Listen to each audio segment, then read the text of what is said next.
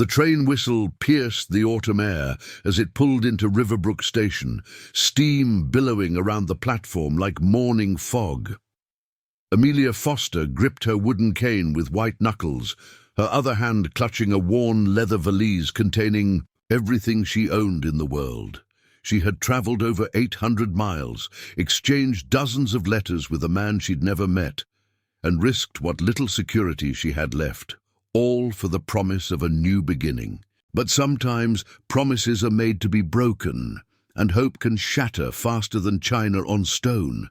Before we jump back in, tell us where you're tuning in from, and if this story touches you, make sure you're subscribed, because tomorrow I've saved something extra special for you. The Northern Pacific Railway car swayed rhythmically as it cut through the vast Wyoming wilderness, wheels clacking against the iron tracks in a hypnotic cadence. Amelia Foster shifted uncomfortably on the hard wooden bench, adjusting her skirt to better hide the steel and leather brace encasing her left leg. 6 days of travel had left her exhausted, her simple navy dress wrinkled and travel-worn despite her best efforts to appear presentable.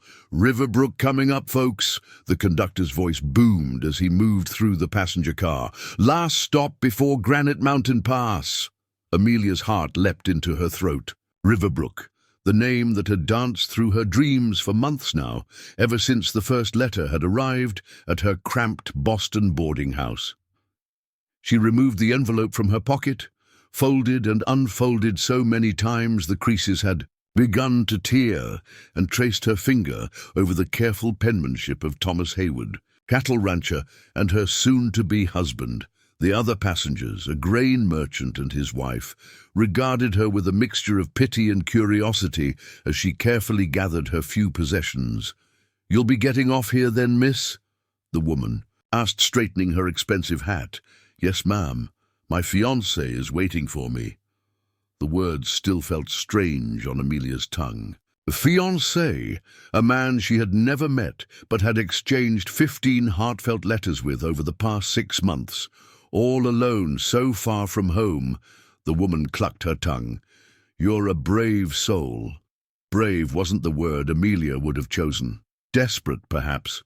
After losing her teaching position when the school board decided a teacher with a physical defect set a poor example for the children, and facing eviction from her boarding house, the matrimonial advertisement in the Western Matrimonial News had seemed like Providence. Rancher seeks bride, 34 years of age, established homestead in Wyoming Territory, seeking companions of good character and educated mind, must be willing to assist with household duties and embrace frontier life.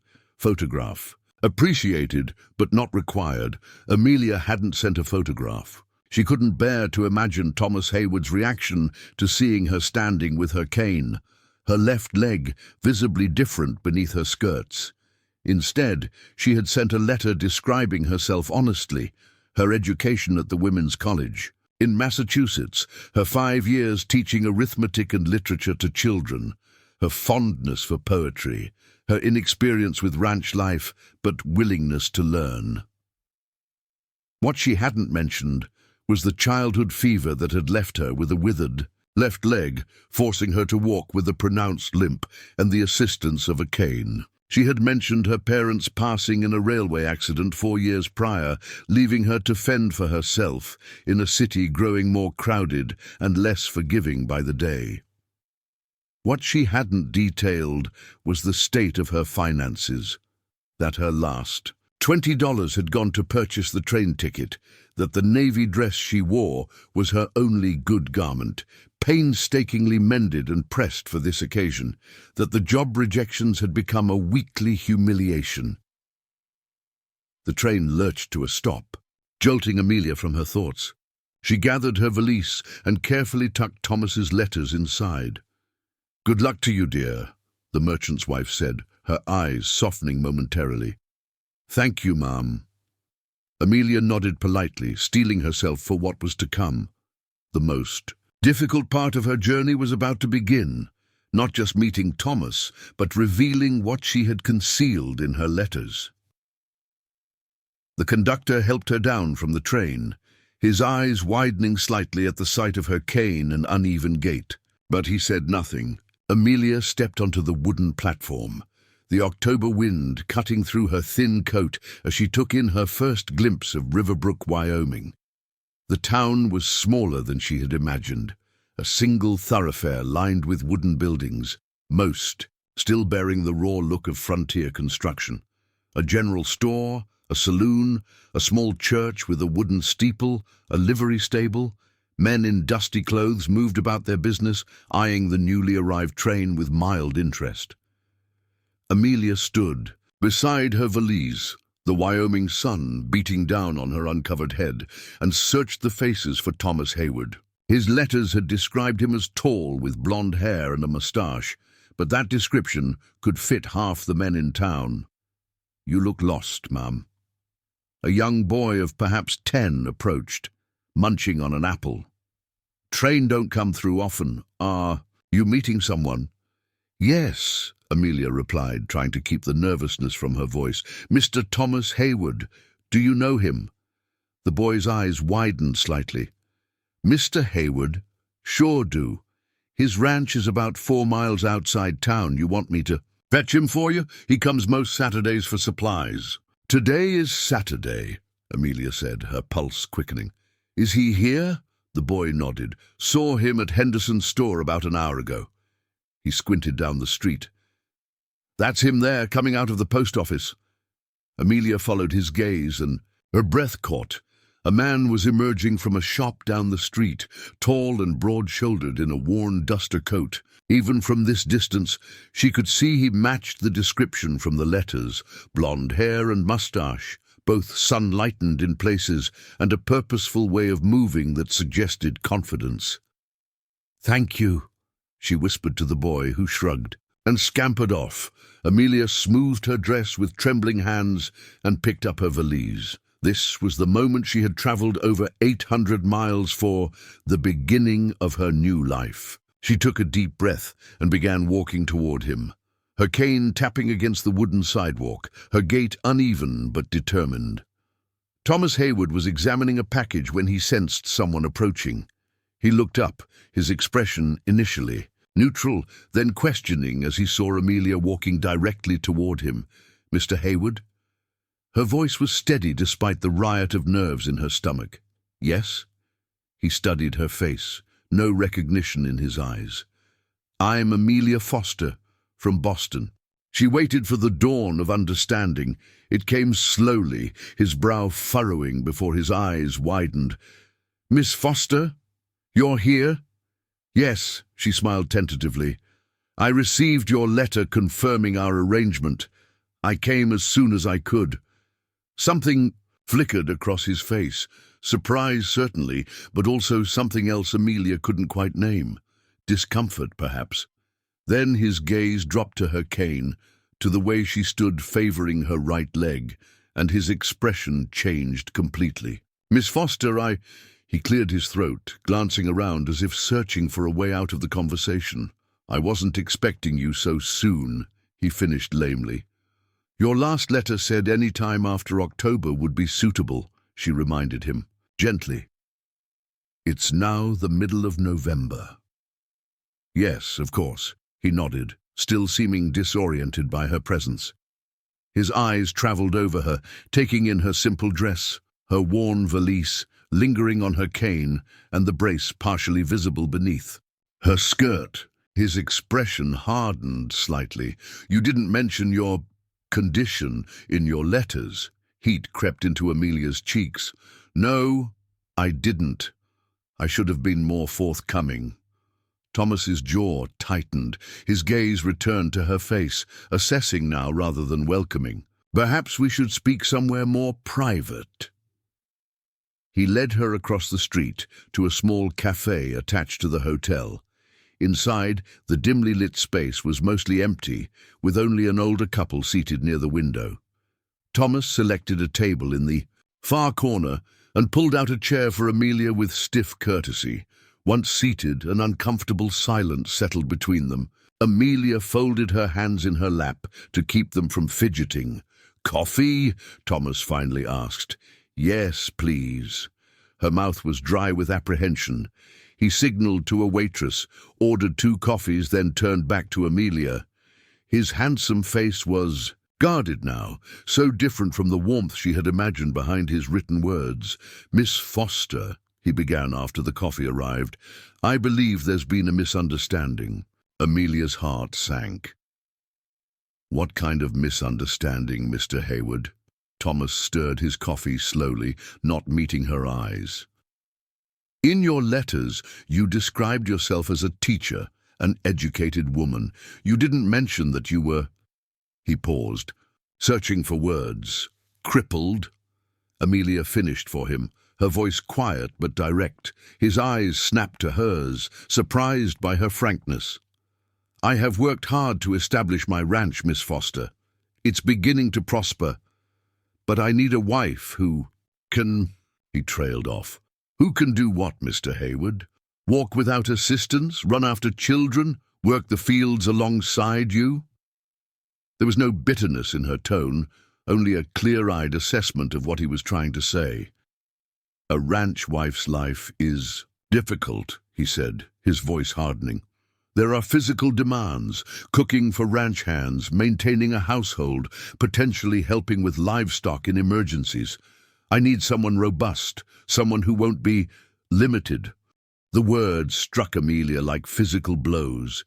She had known coming west was a risk, but she hadn't expected such a clinical assessment of her worth based solely on her physical capabilities. "I have other strengths, Mr. Hayward.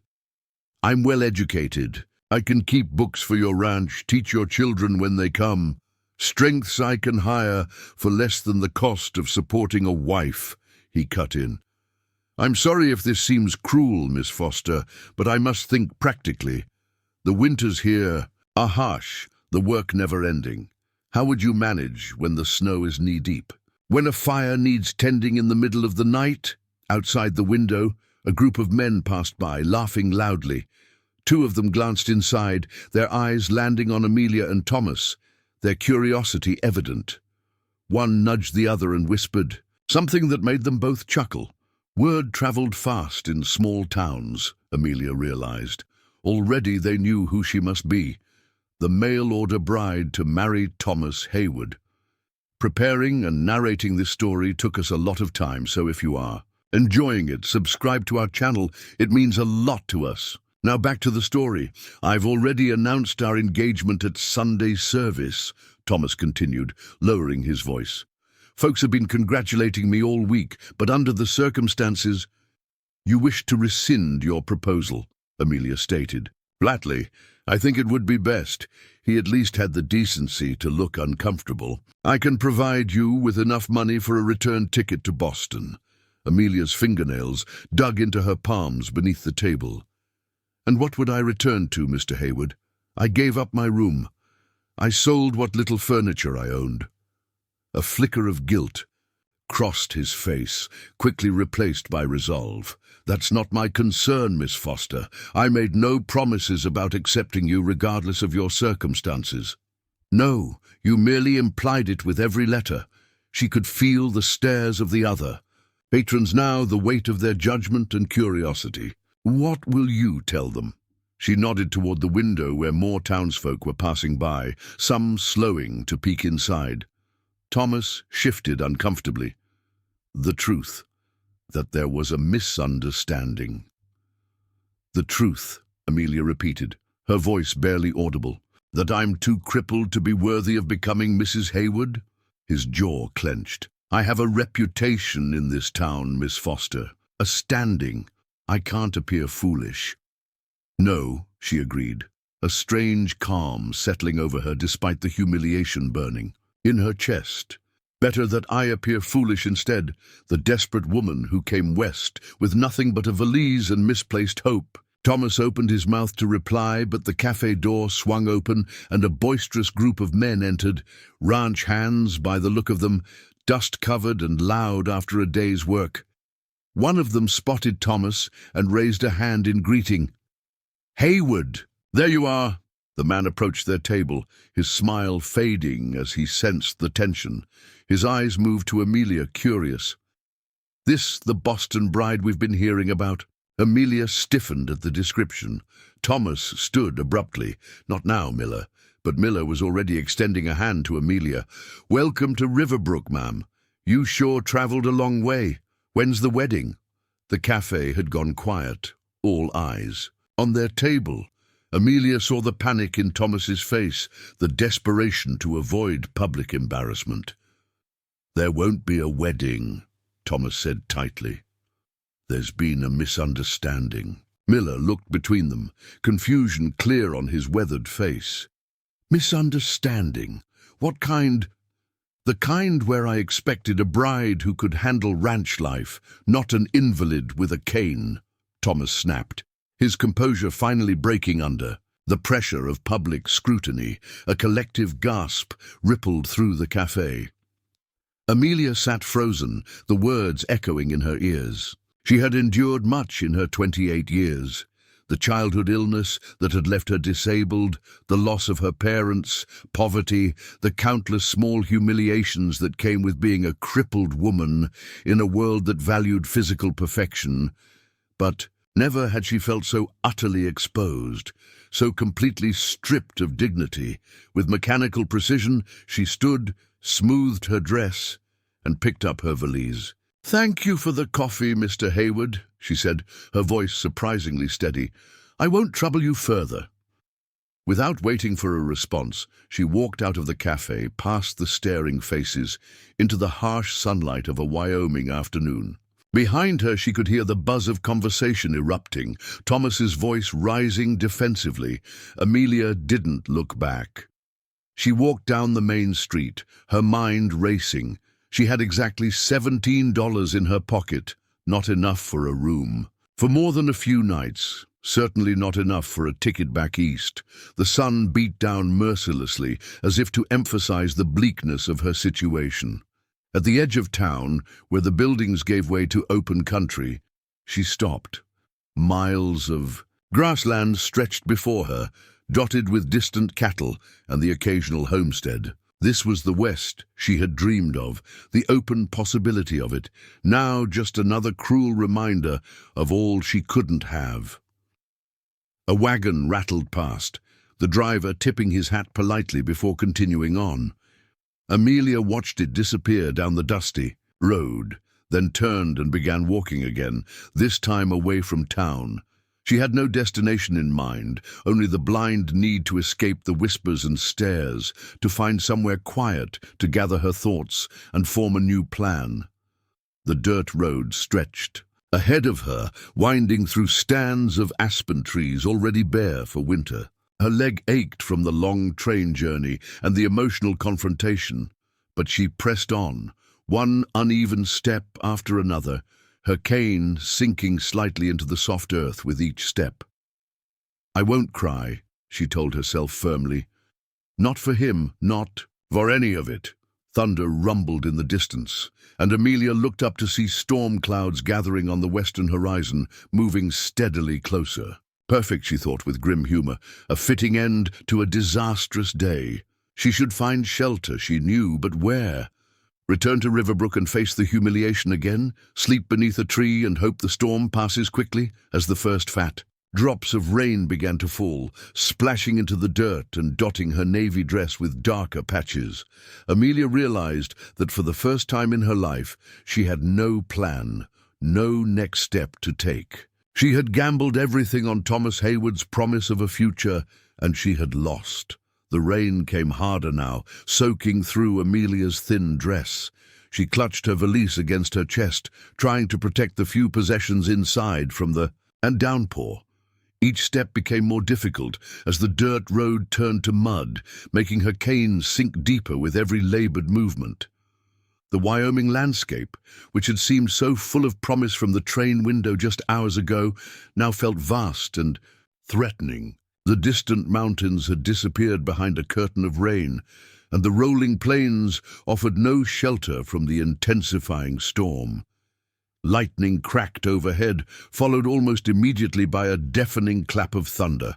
Amelia quickened her pace as much as her leg would allow, scanning the horizon for any sign of shelter. Through the curtain of rain, she noticed what appeared to be a barn or outbuilding on a distant hillside. With no better option available, she began moving toward it, each step a battle against the increasingly muddy ground. The storm intensified, wind driving the rain sideways. Amelia's dress clung to her like a second skin, her hair plastered to her face. Her valise grew heavier, waterlogged and awkward to carry. The steel brace on her leg chafed against her skin, the leather straps swelling with moisture. As she drew closer, she could see that the structure was indeed a barn, old but solid-looking, attached to a modest farmhouse set back among a stand of pine trees. Smoke rose from the chimney despite the late autumn season. Someone was home. Amelia hesitated at the edge of the property. She had no desire to face more rejection today, but the storm left her little choice. She would ask only for temporary shelter in the barn until the worst of the weather passed. Surely no one would be heartless enough to refuse such a basic kindness. With that thin hope clutched tight, she made her way to the barn door, each step taking her further from the life she had planned and closer to whatever waited ahead. Be it shelter from the storm, or yet another door closed in her face. The rain hammered against Amelia's shoulders as she approached the weathered barn door.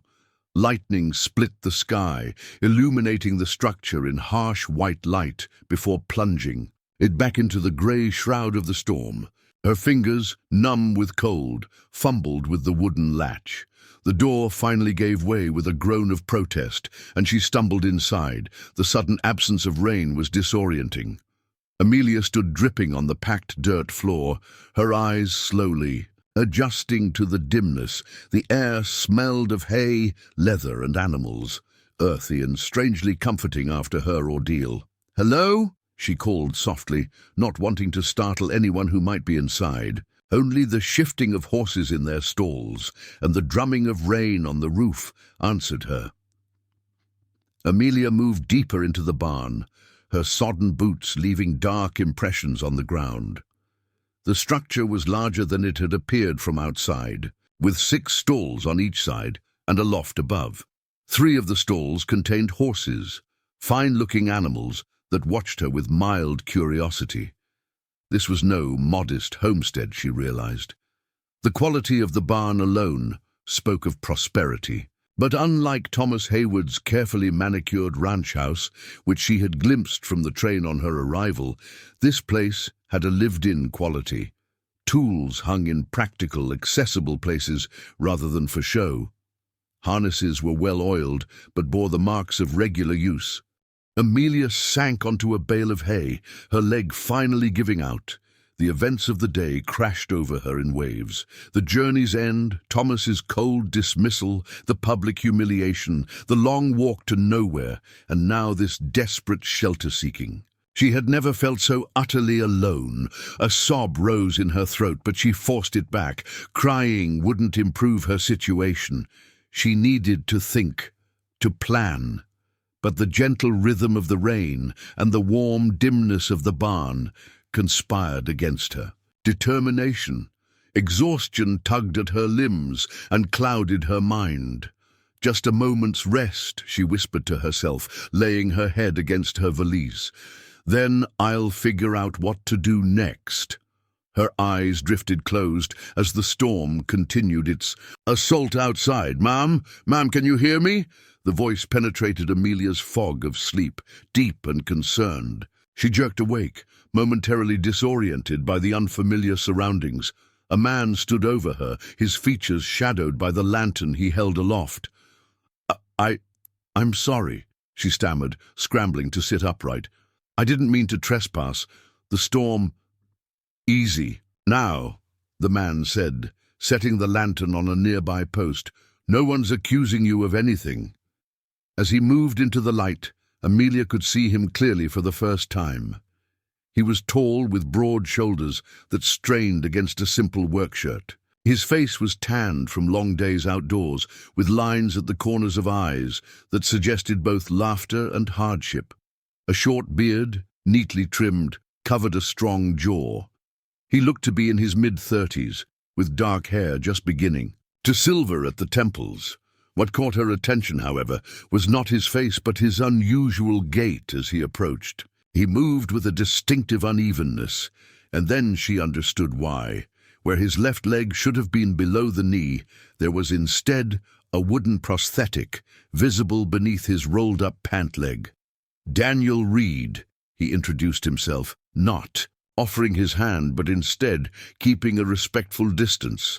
"This is my farm you've wandered onto."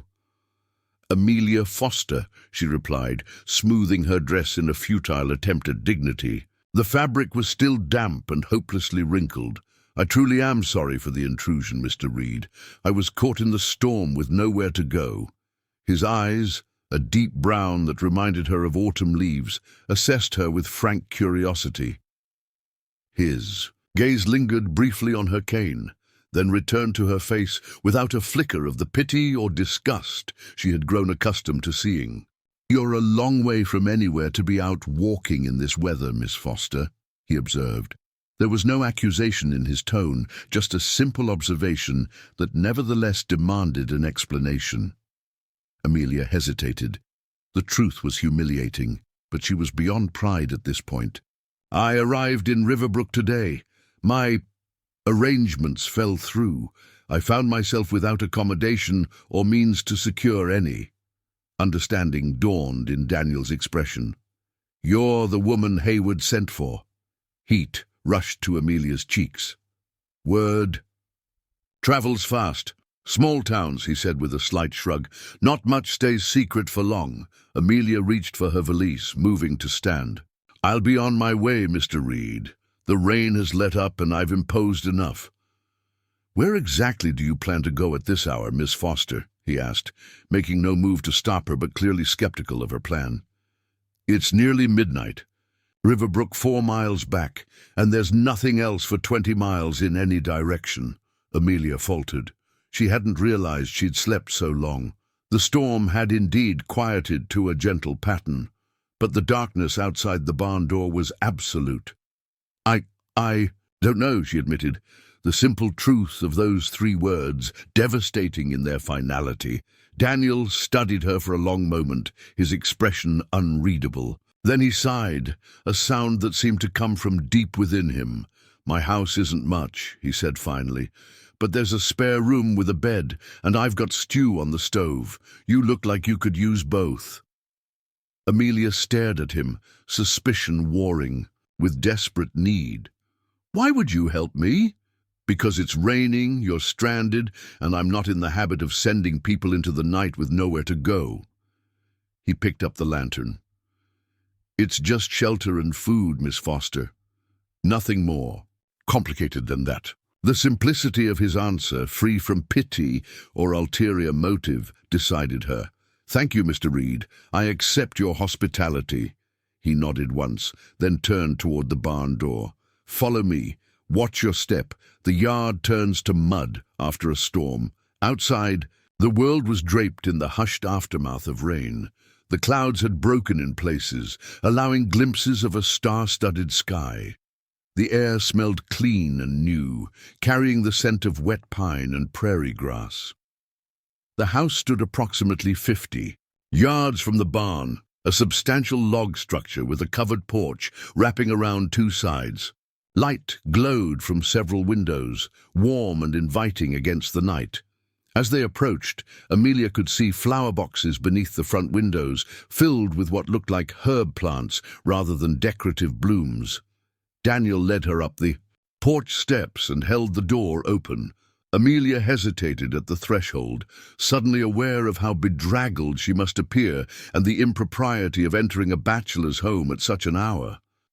But the alternative was unthinkable, and so she stepped inside. The interior was surprisingly comfortable.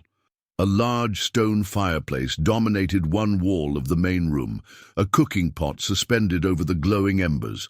Bookshelves lined another wall, filled with volumes that appeared well read. The furniture was solid and practical, a sturdy table with 4 chairs, a writing desk near a window, 2 armchairs positioned by the fire. Everything was clean and orderly, with none of the haphazard disarray one might expect in a bachelor's household. "You can warm yourself by the fire," Daniel said, indicating one of the armchairs. "I'll find you something dry to wear." "You have women's clothing?" Amelia asked before she could stop herself. A shadow crossed his face. "My sister stayed with me for a time.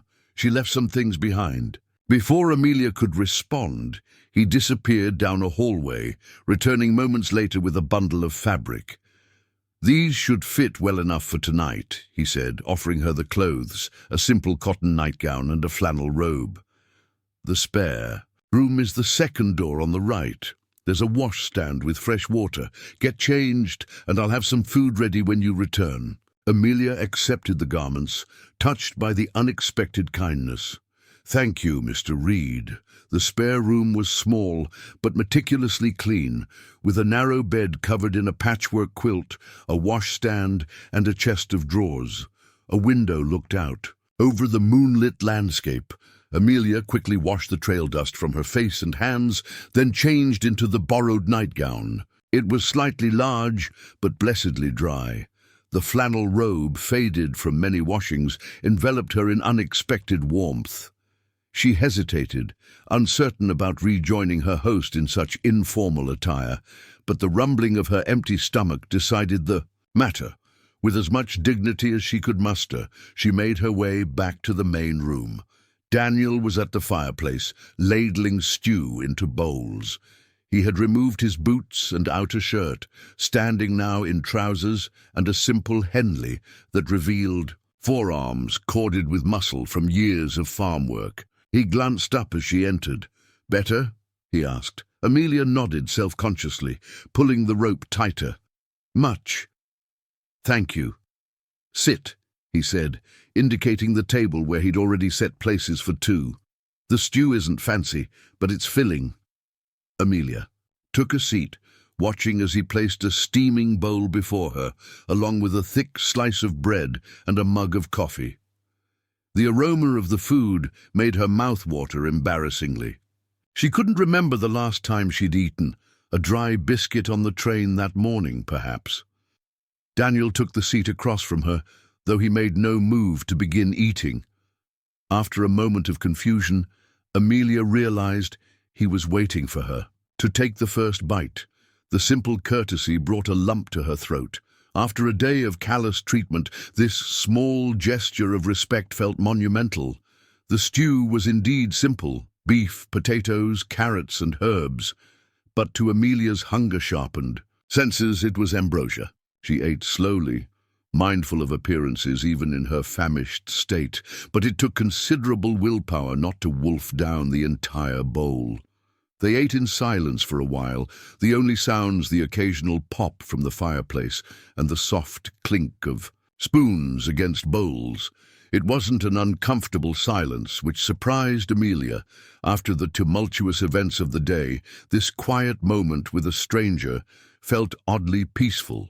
"May I ask what happened in town?" Daniel finally said, breaking the silence. "I only heard fragments from Jenkins when he stopped by to deliver some grain." Amelia set down her spoon, her appetite suddenly diminished despite her hunger. "I'm sure you heard enough." "I'd rather hear it from you," he said simply. She met his gaze across the table, searching for signs of morbid curiosity or judgment. She found neither, only patient attention. "I answered Mr. Hayward's advertisement for a bride," she began, the words difficult to form. "We exchanged letters for 6 months. He seemed kind, thoughtful. He knew I was a teacher who had lost my position. I was transparent about my circumstances." She took a sip of coffee, gathering her thoughts. "But when I arrived and he saw me," she gestured to her leg, "my disability, it became clear he had expected someone different, someone who could work alongside him without limitation. And he rejected you publicly," Daniel stated, rather than asked, his voice neutral. "Yes." The humiliation of the scene in the cafe burned fresh in her memory. In front of half the town, it seemed. Daniel's jaw tightened almost imperceptibly. Hayward always did put appearances above substance. The comment suggested a history between the two men, but Amelia didn't press. Her situation was precarious enough without involving herself in local feuds. In any case, she continued, I found myself with nowhere to go and very little money. I walked until the storm caught me, and your barn seemed the safest option. 4 miles in those shoes, Daniel observed, glancing at her worn boots drying by the fire. That couldn't have been easy. Amelia managed a wan smile. I've endured worse. Something in her tone must have conveyed more than she intended, because Daniel's expression softened with recognition, the understanding of someone who had also weathered life's harsher seasons. What will you do now? He asked after a moment. It was the question Amelia had been avoiding since walking out of that cafe, the question that loomed like a mountain before her, impossible to scale. I don't know, she admitted, the words painful. In their honesty, I have $17 to my name.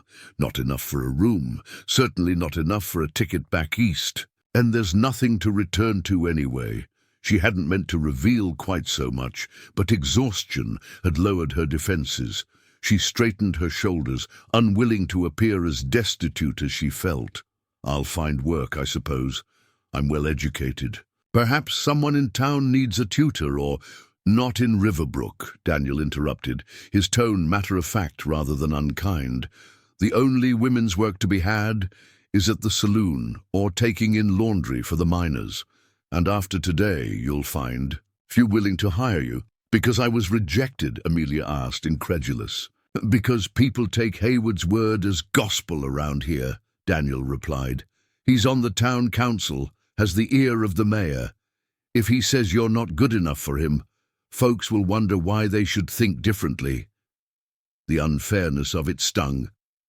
I've done nothing wrong except be disabled. That's enough for some, Daniel said with a grimace, and scandal is the lifeblood of small towns. Amelia pushed her empty bowl away, the reality of her situation settling over her like a shroud. Then I'll go elsewhere. Helena, perhaps, or with $17 and no references. Daniel's voice remained gentle despite the bluntness of his words. Miss Foster, I don't mean to be unkind, but I've lived out here long enough to know how quickly the West devours the unprepared. What would you have me do, then? Amelia asked, a flash of anger finally breaking through her careful composure. Beg on the streets? Sell myself? I survived Boston's teaching colleges and boarding houses. I'll survive this too.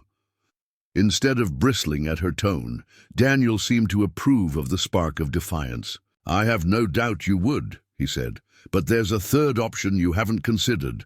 Amelia regarded him warily. And what might that be? I need help around the farm, he said simply.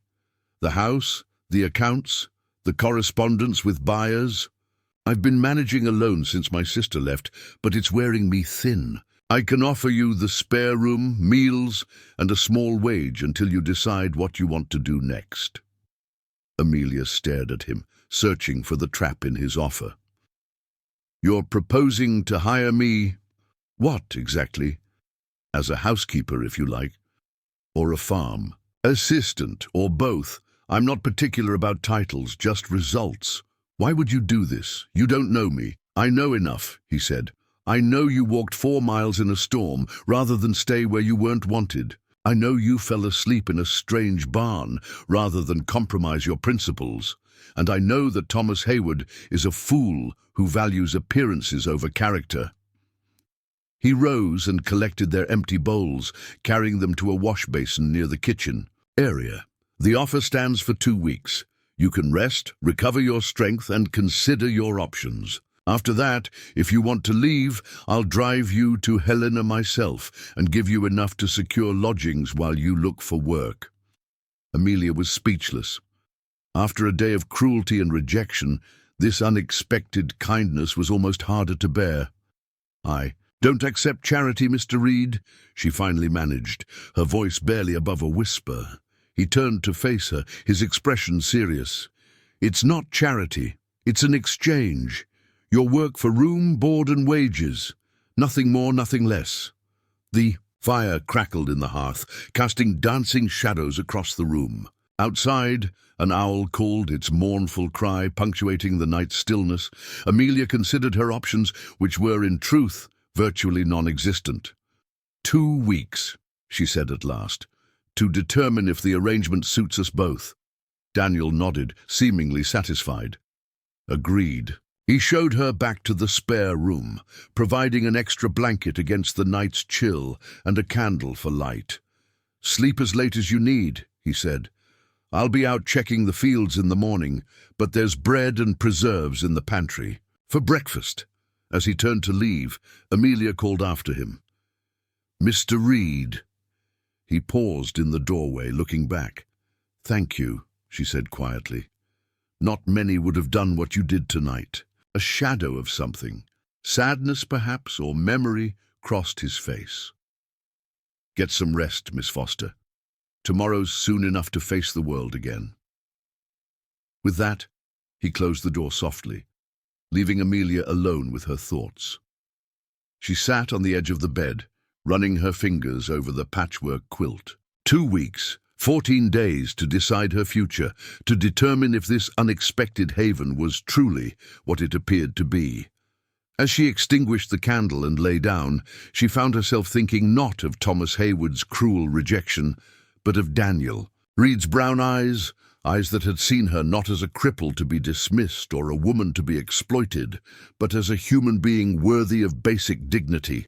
Outside, the last remnants of the storm passed, and the Wyoming sky cleared to reveal a tapestry of stars. Amelia Foster, mail-order bride no longer, drifted into the first peaceful sleep she had known in months, uncertain of what tomorrow would bring, but for the moment at least, safe from the storm. Morning light filtered through the curtains when Amelia finally opened her eyes. For a moment she stared at the unfamiliar ceiling, disoriented, then the memories of the previous day crashed over her. The rejection, the storm, Daniel Reed's unexpected offer. She sat up slowly, taking in the spare room in daylight. What had seemed merely functional in the darkness now revealed subtle touches of care. A small vase of dried wildflowers on the dresser, a hand-carved wooden brush beside the wash basin, a quilt that upon closer inspection showed extraordinary craftsmanship. Someone had taken great pains with this room despite its simplicity. Amelia rose and went to the window. The view stole her breath. Rolling hills stretched toward distant mountains, their peaks capped with snow despite the approaching winter. The land immediately surrounding the farmhouse was a patchwork of fields, corrals, and a small orchard where apple trees stood bare against the morning sky. A stream wound its way through the property, bordered by cottonwoods and willows that swayed gently in the morning breeze. It was beautiful in a wild, untamed way, so different from Boston's crowded streets and smoke-stained buildings. A movement caught her eye. Daniel was crossing between fields, carrying what appeared to be repair tools. Even from a distance, she could see the determined way he moved, compensating for his prosthetic leg with practiced efficiency. He stopped to speak with another man, a farmhand, presumably, pointing toward a far section of the property before continuing on his way. Amelia stepped back from the window, suddenly conscious of her borrowed nightclothes and disheveled appearance. She washed quickly at the basin, then surveyed her own clothing with dismay. Her navy dress, hung to dry overnight, was clean enough but hopelessly wrinkled and still bore travel stains from her journey. The thought of appearing before Daniel, looking so bedraggled, filled her with unexpected embarrassment. A knock at the door interrupted her fretting. "Miss Foster?" Daniel's voice came through the wood. "I've left some things outside your door that might be useful. Take your time coming out." Amelia waited until his footsteps receded, then cracked the door open. On the floor sat a bundle tied with twine. She brought it inside and untied it with curious fingers. Inside she found a dress of faded green cotton, simple but well made, along with clean undergarments, thick woolen stockings and a pair of sturdy boots that looked nearly new. Beneath these lay a comb, a small pot of what appeared to be hand cream, and a bar of lavender soap. Amelia touched each item with wonder. The clothing was plain but practical, working clothes rather than finery. Yet the thoughtfulness of including such necessities moved her deeply. She dressed quickly, finding that while the clothes were slightly large, they were not uncomfortably so. The boots fit surprisingly well. Looking in the small mirror above the washstand, she hardly recognized herself. The woman who stared back looked capable, practical, ready to face whatever the day might bring. When she finally emerged, she found the main room empty, but a coffee pot warming on the stove and a cloth-covered plate on the table with a note beside it. The note, written in a surprisingly elegant hand, read, "Gone to mend the north fence. Help yourself to breakfast. Make yourself at home. Dr. 2 weeks. That was their agreement, 14 days to determine if this arrangement would work. But what exactly was this arrangement? Housekeeper, farm assistant, some combination of both? And what would happen when the 2 weeks ended? Amelia pushed these questions aside for now. Better to focus on the immediate, proving her worth, earning her keep, and considering her options one day at a time. After breakfast, she washed her dishes and surveyed the house. It was clean, but clearly maintained by someone who focused on function over comfort. The shelves needed dusting, the floor a thorough sweeping. The kitchen area was organized, but showed evidence of bachelor living, mismatched plates, utensils tossed in a drawer rather than properly sorted. Amelia rolled up her sleeves and set to work. She found cleaning supplies in a pantry off the kitchen: lye soap, beeswax, vinegar, rags and brushes. Starting with the main room, she cleaned methodically, taking care not to disturb the placement of Daniel's possessions while removing months of accumulated dust. As she worked, she took note of the books on his shelves, volumes on agriculture and animal husbandry, but also history, philosophy, and what appeared to be medical texts. Not the library of an uneducated farmer, certainly.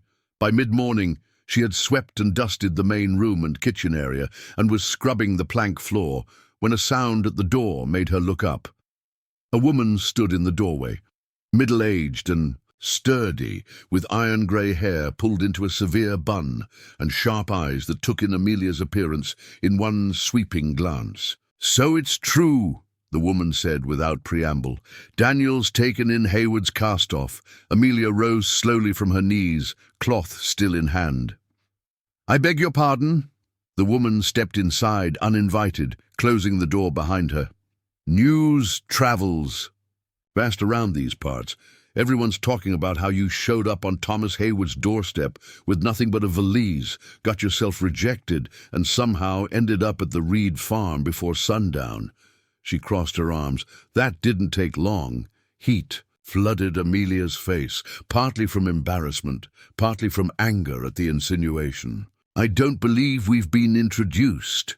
Mrs. Judith Blackwell. I do the washing for most of the farms hereabouts, including this one." Her expression softened slightly. "Known Daniel Reed since he came back from the war, which is why I'm here. To warn you." "Mrs. Blackwell," Amelia interrupted, her voice calm despite her racing pulse, "whatever you've heard is undoubtedly distorted.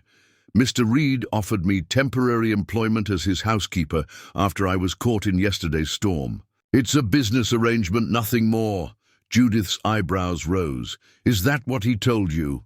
"It's what we agreed upon," Amelia replied, meeting the older woman's gaze steadily. "For 2 weeks, after which I'll likely continue to Helena."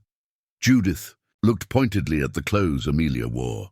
"Those are Margaret's things. Margaret, his sister, left a year ago after their father died." She stopped herself. "Not my place to say.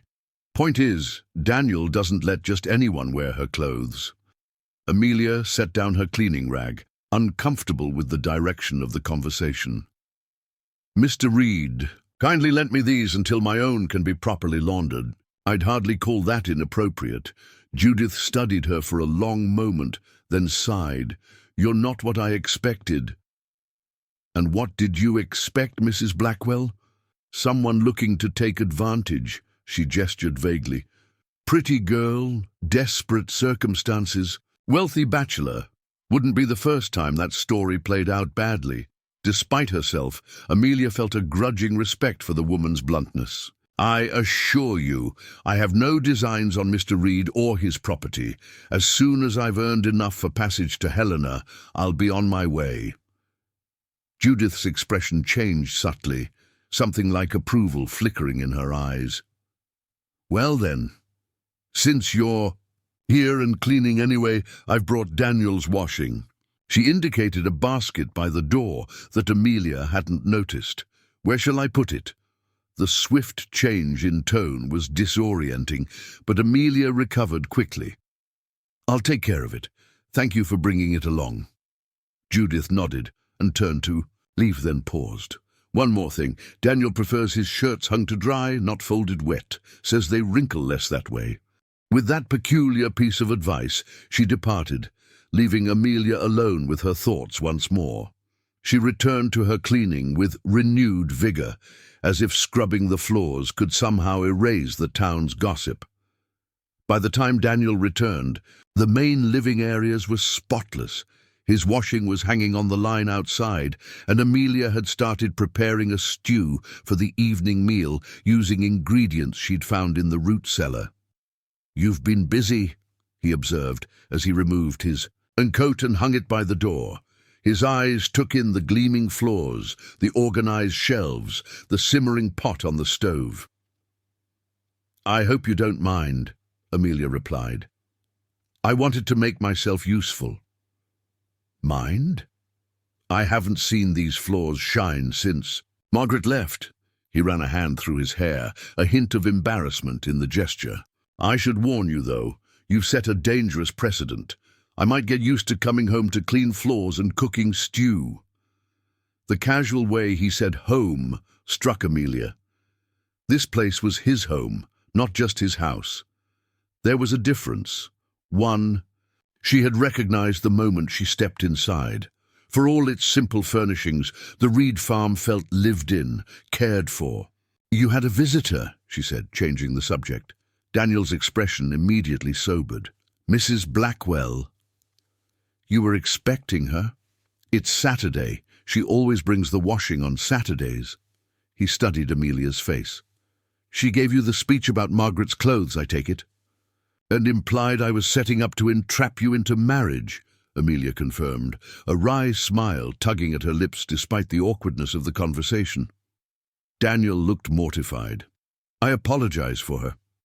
Judith believes it's her Christian duty to protect me from designing women, real or imagined. It's all right, Amelia assured him. I understand her concern. Do you? His gaze was direct, searching. A bachelor with a prosperous farm, taking in a desperate woman with nowhere else to go? I'd be suspicious too. Amelia returned to stirring the stew, avoiding his eyes. I assured her our arrangement is temporary and strictly professional. I see. Was there a hint of disappointment in his voice, or was she imagining it? Well, I appreciate you handling her tactfully. Judith means well, but she can be overwhelming. She was actually quite helpful, Amelia replied. She told me you prefer your shirts hung rather than folded when wet. Daniel laughed, the sound warming the room. She would focus on that. Judith believes a man can be judged by the state of his shirts. The tension broken, they fell into companionable conversation as Amelia finished preparing the meal and Daniel set the table. He told her about the farm, 200 acres, mostly planted with wheat and barley, with a small apple orchard and enough livestock for self-sufficiency. It's not the biggest operation in the county, he said, but it's productive. My father started it after the war, the first one, and I expanded it after I returned from the second. You fought in Europe? Amelia asked, noting how he unconsciously rubbed his leg where flesh met wood. North Africa. then Italy. His expression closed slightly. Stepped on a German mine outside Naples. Woke up in a field hospital with half a leg and a one-way ticket home. He said it matter-of-factly, without self-pity, but Amelia could see the shadow that crossed his face. Not physical pain, but something deeper. "I'm sorry," she said simply. "Don't be. I was one of the lucky ones." He poured them both water from a pitcher. "Many didn't come back at all." Amelia nodded, understanding. She had seen enough returned soldiers in Boston, empty-eyed men selling pencils on street corners, former pilots whose hands shook too badly to hold a cup. "What about you?" Daniel asked, changing the subject. "How did a Boston teacher end up answering a matrimonial advertisement in Wyoming?" Amelia hesitated. It was a fair question, given that he had shared his own story, but the answer required a vulnerability she rarely displayed. "A childhood fever," she said finally. "I was 7. It settled in my leg, damaging the nerves and muscles. The doctors said I was fortunate it didn't take my life." She smoothed her skirt over the steel brace, a gesture so habitual she barely noticed doing it anymore. "I managed well enough. My parents were supportive, made sure I received an education when many thought it a waste for a crippled girl. I became a teacher, found a position at a good school in Boston." "What changed?" Daniel asked quietly. "The school board changed," Amelia replied, unable to keep the bitterness entirely from her voice. "The new superintendent believed children should see only physical specimens of health and vigor as role models, not someone who limped and used a cane." Daniel's expression darkened. "That's absurd." "That's Boston," Amelia said with a shrug. "That belied the pain of the memory. After losing my position, I tried to find other work, but the doors kept closing. Teaching positions, shopkeeping, even clerical work, all suddenly required physical robustness I supposedly lacked." She took a sip of water, gathering her thoughts. "Then I saw Mr. Hayward's advertisement. He seemed kind in his letters, understanding. He wrote about building a life together, about wanting a companion who valued education and culture. I thought perhaps in a place where people were judged by their contribution rather than their appearance." She trailed off, embarrassed by the naive hope that had led her across the country. "You thought the West might be different," Daniel finished for her. "Foolish, I know." "Not foolish," he countered, "just optimistic, and not entirely wrong. The West can be unforgiving, but it also offers second chances to those willing to work for them." His words hung in the air between them, laden with meaning that extended beyond her immediate situation. After dinner, Daniel insisted on helping with the dishes, despite Amelia's protests. "I'm not an invalid," he said with a self-deprecating smile. Despite evidence to the contrary, Amelia found herself laughing, really laughing, for the first time in months. "Well, if you insist on helping, I insist you dry. I've organized the cupboards, and I won't have you undoing my system." They worked side by side in comfortable silence. The gentle domesticity of the task, a balm after the chaos of the previous day. When the kitchen was clean, Daniel invited her to join him by the fire. "I usually read in the evenings," he explained, "but I'd welcome company if you're not too tired."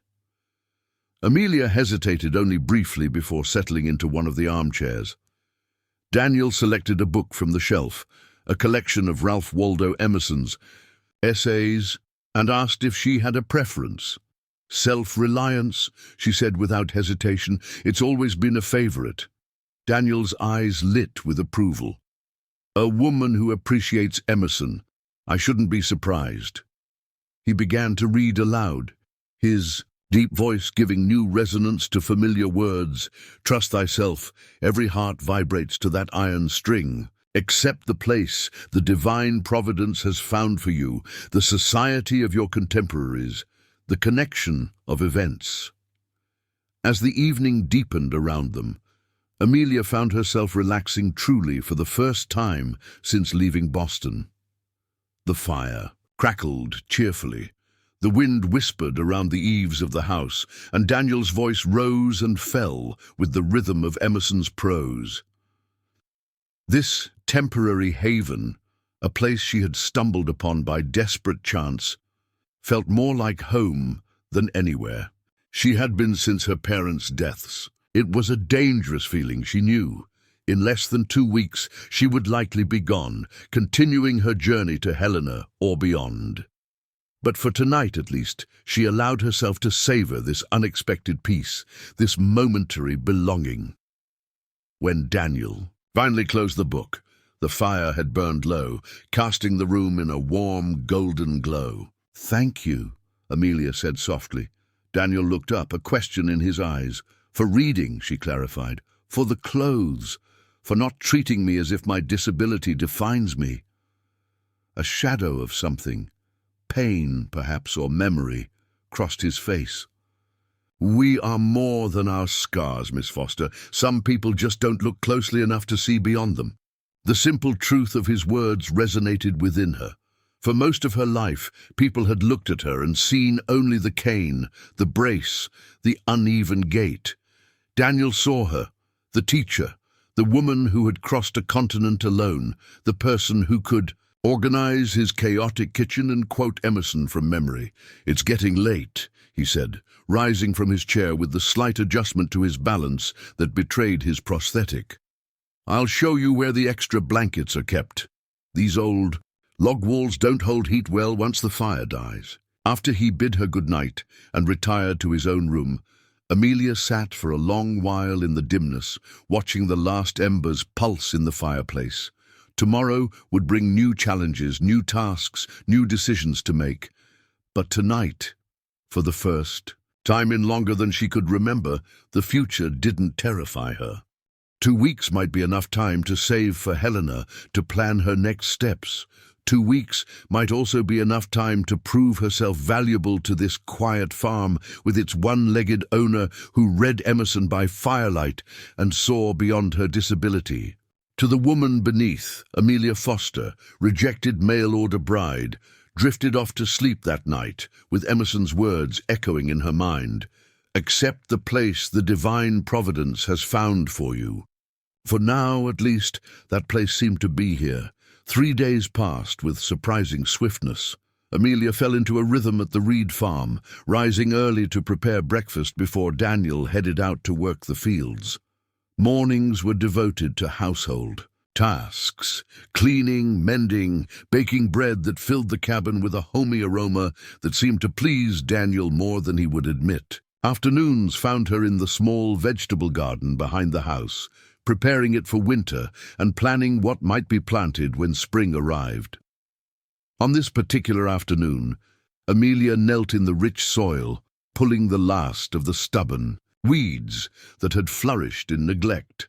The sun warmed her shoulders through the faded green work dress, and the breeze carried the scent of pine from the nearby woods. She had tied her hair back with a strip of cloth and rolled her sleeves to the elbow, practicality winning over propriety. "You have a way with growing things," Daniel observed, approaching from the direction of the barn. He had been repairing a wagon all morning, and sawdust clung to his clothes and hair. Amelia sat back on her heels, wiping her brow with the back of her hand. "Plants ask for little, just consistent care and attention." She gestured to the newly turned soil, now ready for winter's dormancy. "It's satisfying work. You can see the results of your efforts." "Unlike wheat," Daniel said with a wry smile. "Ornery crop that seems determined to undo a day's work in 5 minutes flat." Amelia laughed, the sound coming more easily now than it had days ago. "The wagon giving you trouble?" "Nothing I can't handle." He offered her his hand, helping her to her feet. "But I could use some of that apple cider you made yesterday, if there's any left." "There is." She brushed the soil from her skirt. "I'll bring it to the porch." They had fallen into this comfortable pattern, brief conversations throughout the day, shared meals, evenings spent reading or discussing the day's events. It was easy, this arrangement between them. Perhaps too easy, Amelia sometimes thought, for something meant to be temporary. She was retrieving the cider from the root cellar when the sound of approaching horses drew her attention. Through the window, she saw a group of riders coming up the main road, 5 men led by a figure she recognized with a jolt of dismay. Thomas Hayward. Daniel had seen them too. He stood in the yard, his posture alert but not yet hostile as the riders approached. Amelia set down the pitcher and moved to the door, anxiety pooling in her stomach. "Reed!" Thomas called, reining in his horse a few yards from where Daniel stood. "Thought I'd pay a neighborly visit." Hayward. Daniel's voice revealed nothing. "Don't recall the last time you rode out this way."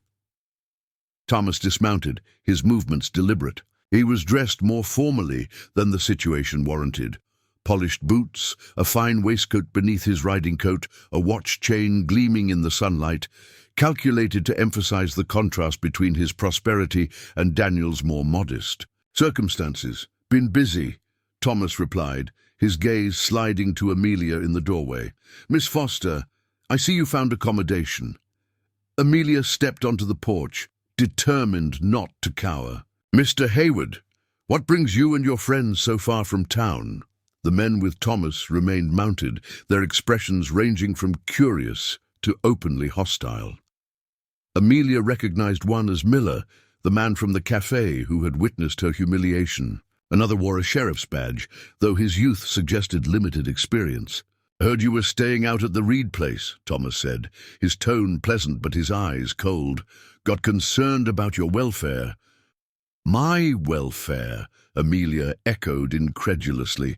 "A single woman alone at a remote farm with a bachelor of—" He paused. Meaningfully, questionable reputation. Folks in town were worried. Daniel's jaw tightened, but his voice remained calm. "Miss Foster is employed here as my housekeeper. Nothing improper about that." Thomas raised an eyebrow. "Is that what they're calling it these days?" One of his companions snickered. Amelia felt heat rise in her cheeks, not from embarrassment, but from anger at the insinuation.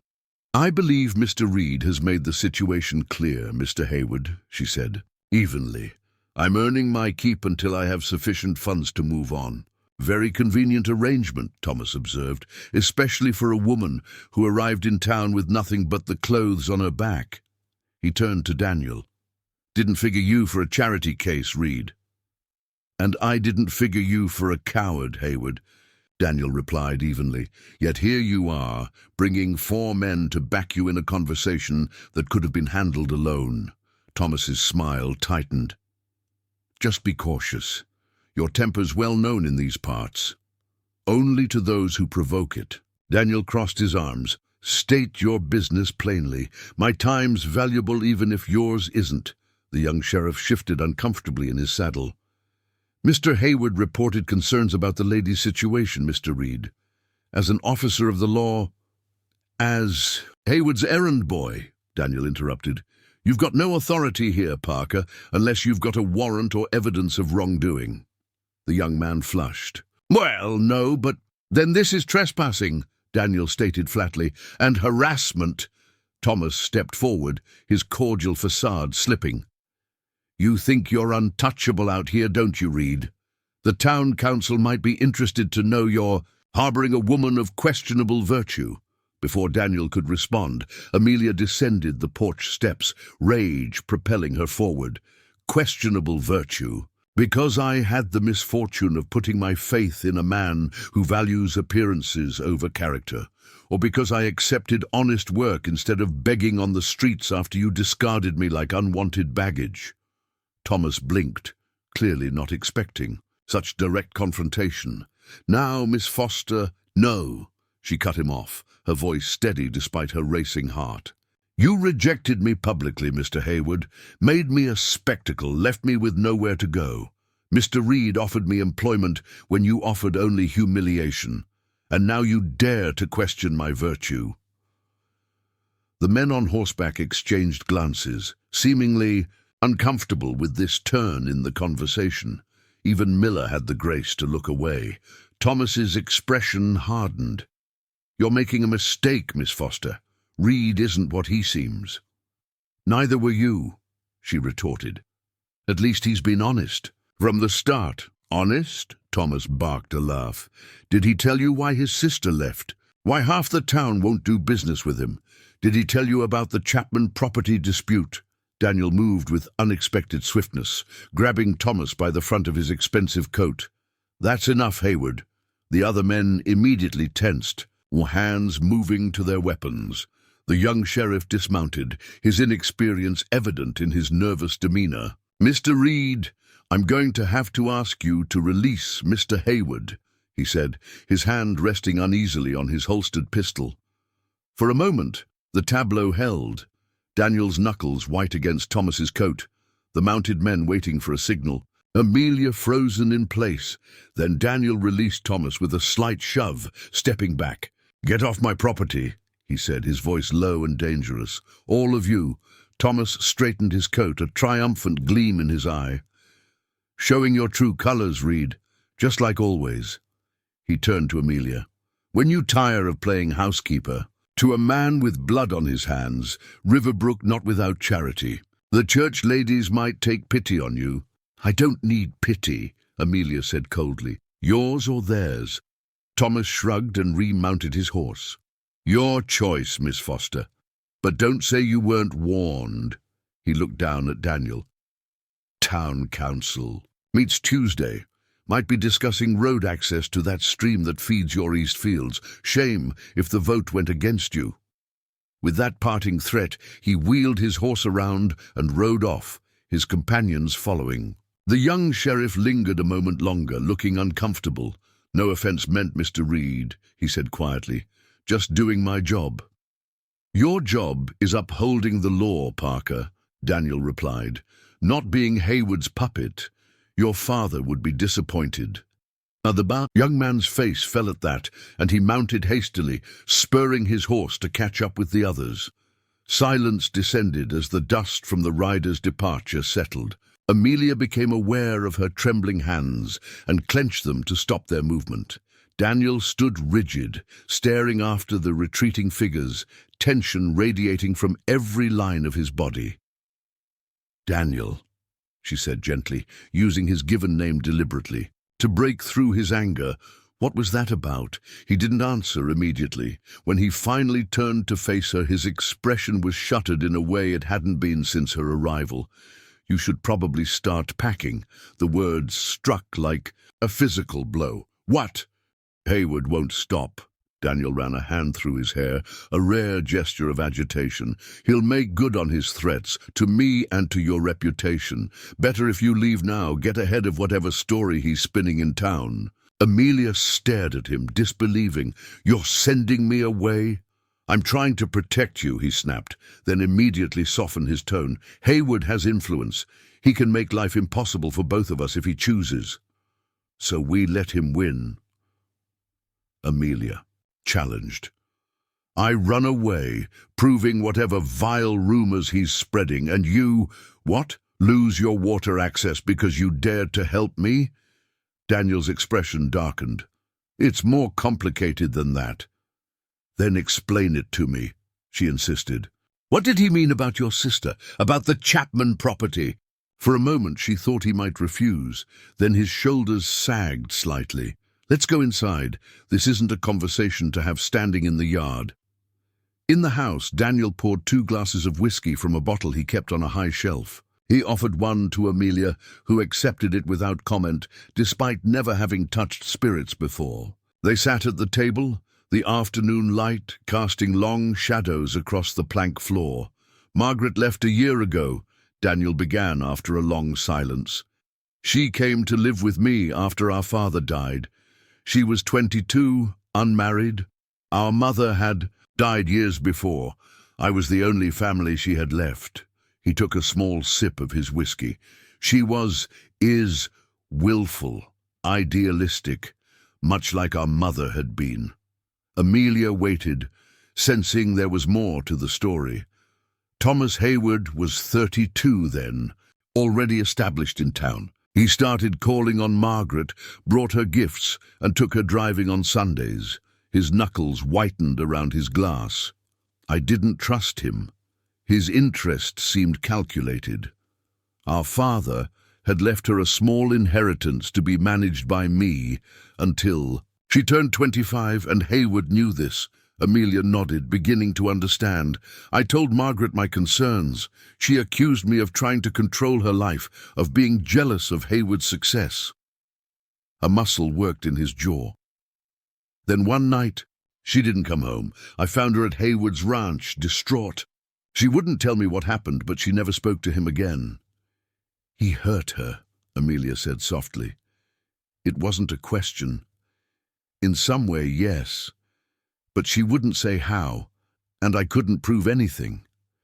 Daniel's eyes darkened with old rage. A week later, she announced she was going to Denver to stay with our aunt. I tried to convince her to stay, but she needed to get away, Amelia finished for him. From the memories, from the town's gossip. Yes. He took another sip of whiskey. Hayward spread rumors that I had driven her away out of jealousy, that I was controlling her inheritance for my own gain. It divided the town, those who believed him and those who knew me better. Amelia thought of Judith Blackwell's protective visit, of the way some townspeople seemed wary of Daniel, while others, like the young sheriff's father, apparently respected him. And the Chapman property, what was that about? Daniel's expression grew more troubled. Joseph Chapman owned the property bordering mine to the east, good water access, excellent grazing land. He was an old man, lived alone. We were friends, of a sort. He had no family. He rose and moved to the window, staring out at the land as if seeing the past play out before him. Chapman died suddenly. Heart failure, the doctor said. In his will, he left his property to me. Hayward had been courting him as well, bringing him into town for council meetings, offering to buy his land. He turned back to face her. When the will was read, Hayward accused me of coercion, even suggesting I might have had something to do with Chapman's death. That's absurd, Amelia gasped. Surely no one believed that. Some did, enough to create doubt. Daniel returned to the table but didn't sit. The will stood. It was properly executed, witnessed by the town judge, but Hayward has been working against me ever since. Blocking grain sales, interfering with water rights, turning opinion against me wherever he can. And now he sees me as another weapon to use against you, Amelia said, understanding dawning. Precisely.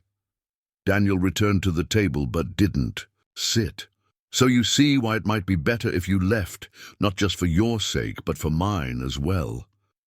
Amelia considered his words carefully. She had come to Wyoming seeking security, a place to belong. Instead, she had walked into a years-long feud and now found herself being used as a pawn in a game she hadn't chosen to play. The practical choice would be to leave, to take what little money she had earned and make her way to Helena as planned. Start fresh, where neither Thomas's rejection nor Daniel's complicated past could touch her, but something in her rebelled at the thought. Running away had never been her nature, even when staying meant hardship. What if I don't want to leave? She asked quietly. Daniel looked startled. Did you not hear what I just told you? Hayward will do whatever he plans to do regardless, she interrupted. My leaving won't stop his vendetta against you. It will only prove he has the power to disrupt your life whenever he chooses. And what about your reputation? The gossip? Amelia gave a small, bitter laugh. My reputation was compromised the moment I stepped off that train, Mr. Reed. I was judged and found wanting before I spoke a single word to Thomas Hayward. She met his gaze steadily. I didn't let his rejection define me then.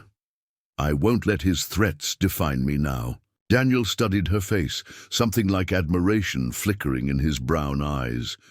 You're not what I expected, Amelia Foster. No, she agreed with a slight smile. I imagine not. He returned to his seat, considering. If you stay, it won't be easy. Hayward has a long reach in this county. Few worthwhile things in life are easy, she replied, but I won't stay where I'm not wanted. If you truly believe my presence endangers your farm or your standing, it's not that, Daniel said quickly. Your presence has been, he searched for the right word, valuable. The simple acknowledgement warmed her more than it should have. Then I'll stay, at least until our 2 weeks are concluded, as agreed. She straightened her shoulders. And I'll face whatever Thomas Hayward chooses to throw at us. Daniel nodded slowly. All right, but we'll need to be careful. Hayward doesn't make idle threats. Neither do I, Amelia said with quiet determination. And I've survived worse than a small-town bully with an inflated sense of importance. A rare smile curved Daniel's lips. I believe you have. He raised his glass slightly. To stand firm. Amelia lifted her own glass, the amber liquid catching the late afternoon light. To stand firm. They drank, the whiskey burning a path down Amelia's throat and settling warmly in her stomach. Outside, the sun began its descent toward the western mountains, bathing the land in golden light. The day's confrontation had changed something between them, a shared adversary creating an unexpected alliance. Amelia knew staying was risky.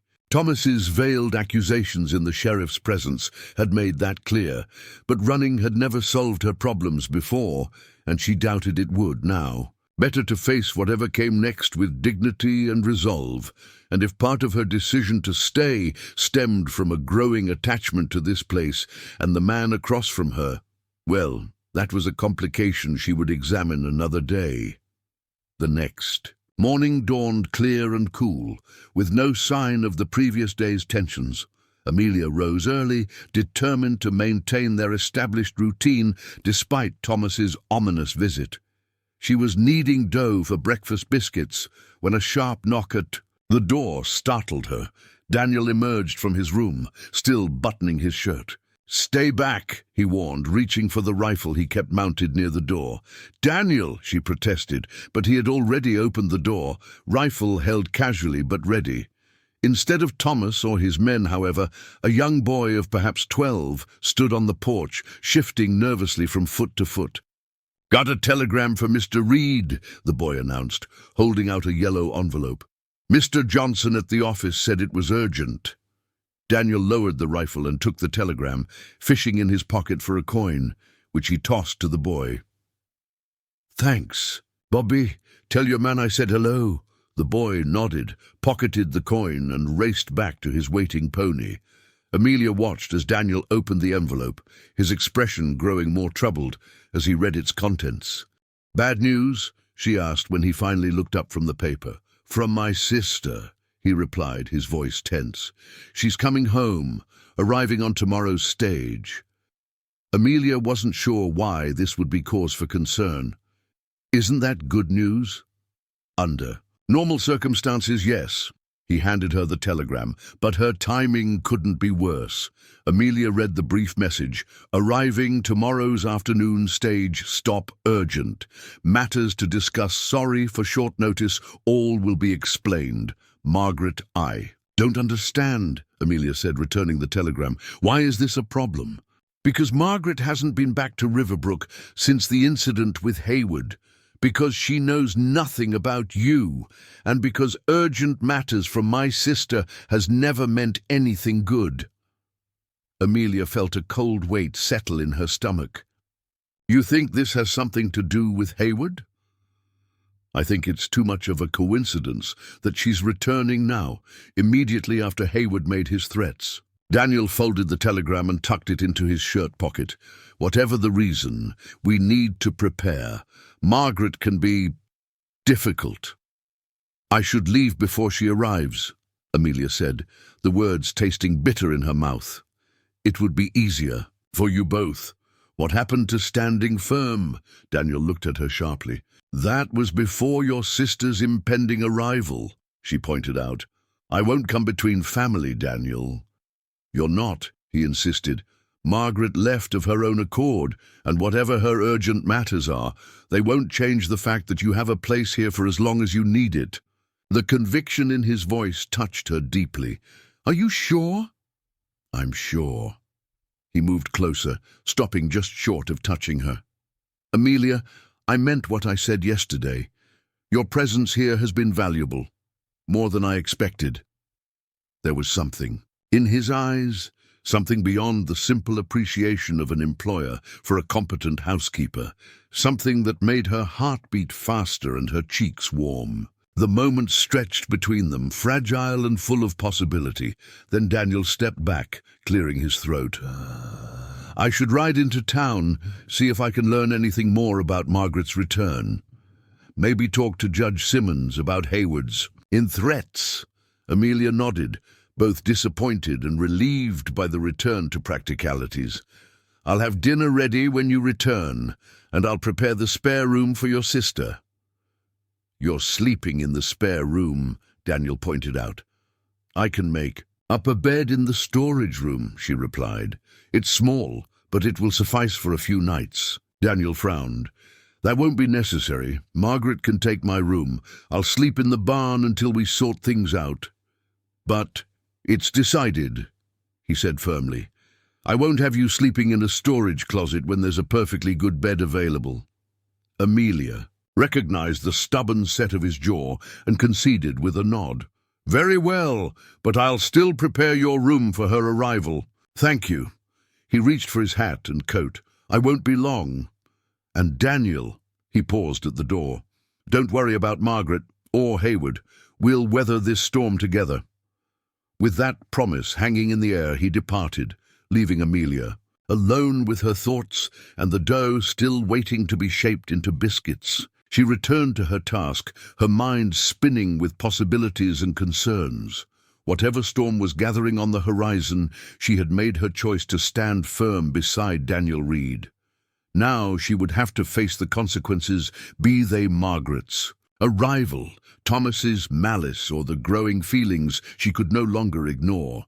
Amelia rose before dawn on the day of Margaret's arrival, unable to sleep with anxiety twisting in her stomach. She moved quietly through the dimly lit house, careful not to wake Daniel, who had returned late from town the previous evening with a troubled expression and little information. She lit the stove and began preparations for a substantial breakfast, finding comfort in the familiar rhythm of cooking. By the time sunlight streamed through the kitchen window, she had fresh bread cooling on the counter, eggs and bacon ready to cook, and coffee brewing. Daniel emerged from his room, his hair still damp from washing. He paused in the doorway, watching. "Her work. You didn't need to go to all this trouble," he said. Amelia glanced up, offering a small smile. "It helps me think. And we should both eat well before—" She trailed off, not needing to finish the thought. Daniel nodded, understanding in his eyes. "Did you sleep at all?" "A little." She turned her attention back to the eggs sizzling in the pan. "Did you learn anything useful in town?" "Not about Margaret." He moved to pour them both coffee. "But Hayward's been busy, called a special meeting of the town council for this afternoon. Topic listed as moral concerns within the community." Amelia's hand faltered slightly as she served the eggs. "He's not wasting any time." "No," Daniel agreed grimly. "He never does." They ate in companionable silence, both lost in their own thoughts. Amelia used the time to study Daniel's face, the lines of worry etched around his eyes, the stubborn set of his jaw. In just over a week, this man had become important to her in ways she hadn't anticipated. The thought of causing him additional difficulty with the town or his sister weighed heavily on her conscience. "I could still go," she said quietly, setting down her fork. "Take the morning stage to Helena. Be gone before Margaret arrives." Daniel's gaze snapped to hers. "Is that what you want?" "No," she admitted, "but it might be the simplest solution." "Simple isn't always right." He reached across the table, stopping just short of touching her hand. "Amelia, I won't force you to stay in a difficult situation. If you want to leave, I'll understand, but don't do it just to spare me complications with Margaret or Hayward." The conviction in his voice steadied her. All right, I'll stay, at least until we see what Margaret's visit entails. Relief flashed across his features. Good. And Amelia, thank you for the breakfast, for everything you've done here. There was a warmth in his words that sent a flutter through her chest, but before she could respond, the sound of an approaching wagon drew their attention. Daniel rose and moved to the window. "It's Frank," he reported, referring to the farmhand who came by twice a week to help with the heavier work. Earlier than usual. Amelia cleared their plates as Daniel went to meet Frank. Through the open window, she could hear fragments of their conversation. "Telegram from Henderson," Frank was saying. "Land office inspectors coming tomorrow." "Hayward's work," Daniel replied, his voice hard. "Right on schedule." Amelia couldn't make out Frank's response, but Daniel's voice rose slightly. "They won't find anything irregular. We've always played by the rules." She was wiping down the table when Daniel returned, tension radiating from his tall frame. "Problem?" she asked. "Just Hayward pulling strings," he replied, jaw tight. "The territorial land inspector suddenly needs to examine our property boundaries. Coincidental timing, wouldn't you say?" "Very," she agreed. "Is it serious?" "Could be. The stream access he's challenging provides water for half my crops. He's trying to claim it should belong to the Chapman property, which would mean it's up for renegotiation." He ran a hand through his hair. "If they restrict our access or rule against our claim..." He didn't need to finish. Amelia had learned enough about farming to understand that water rights could make or break an operation, especially with winter approaching. "What can I do to help?" she asked simply. Daniel's expression softened. "Just having someone else to shoulder this is..." He paused, seeming surprised by his own admission. "It helps." The moment stretched between them, filled with unspoken words. Then Daniel cleared his throat. "I should check the property markers before the stage arrives.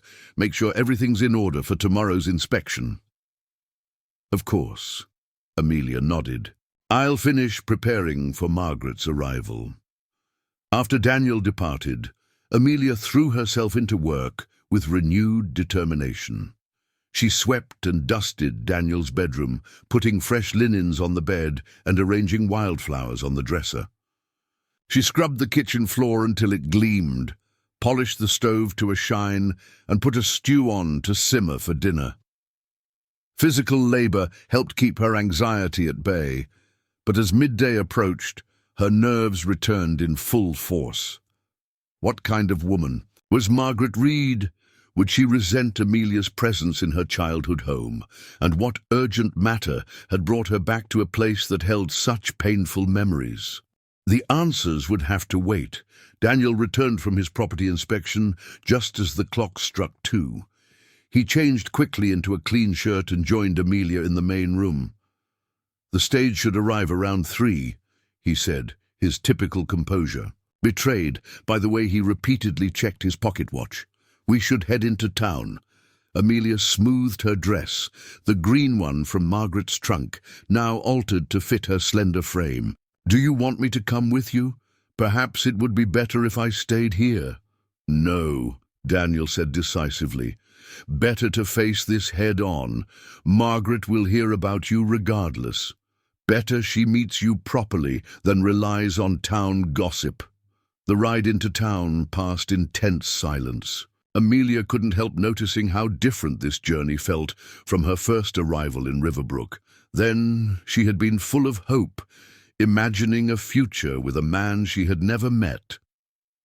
Now she rode beside a man she had come to admire deeply, uncertain what the coming hours would bring.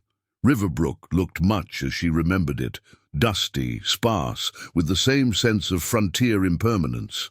But this time she noticed how heads turned as they passed, how conversations halted and eyes followed their progress down the main street. Thomas Hayward's influence at work, no doubt. They tethered the wagon near the stage depot, a simple wooden structure with a bench outside where passengers could wait for departures. Several townspeople milled about, ostensibly on afternoon errands, but clearly interested in the arrival of both the stage and Daniel Reed, with the mysterious woman who had been staying at his farm. Daniel offered his arm as they crossed to the depot, a public declaration that Amelia was under his protection.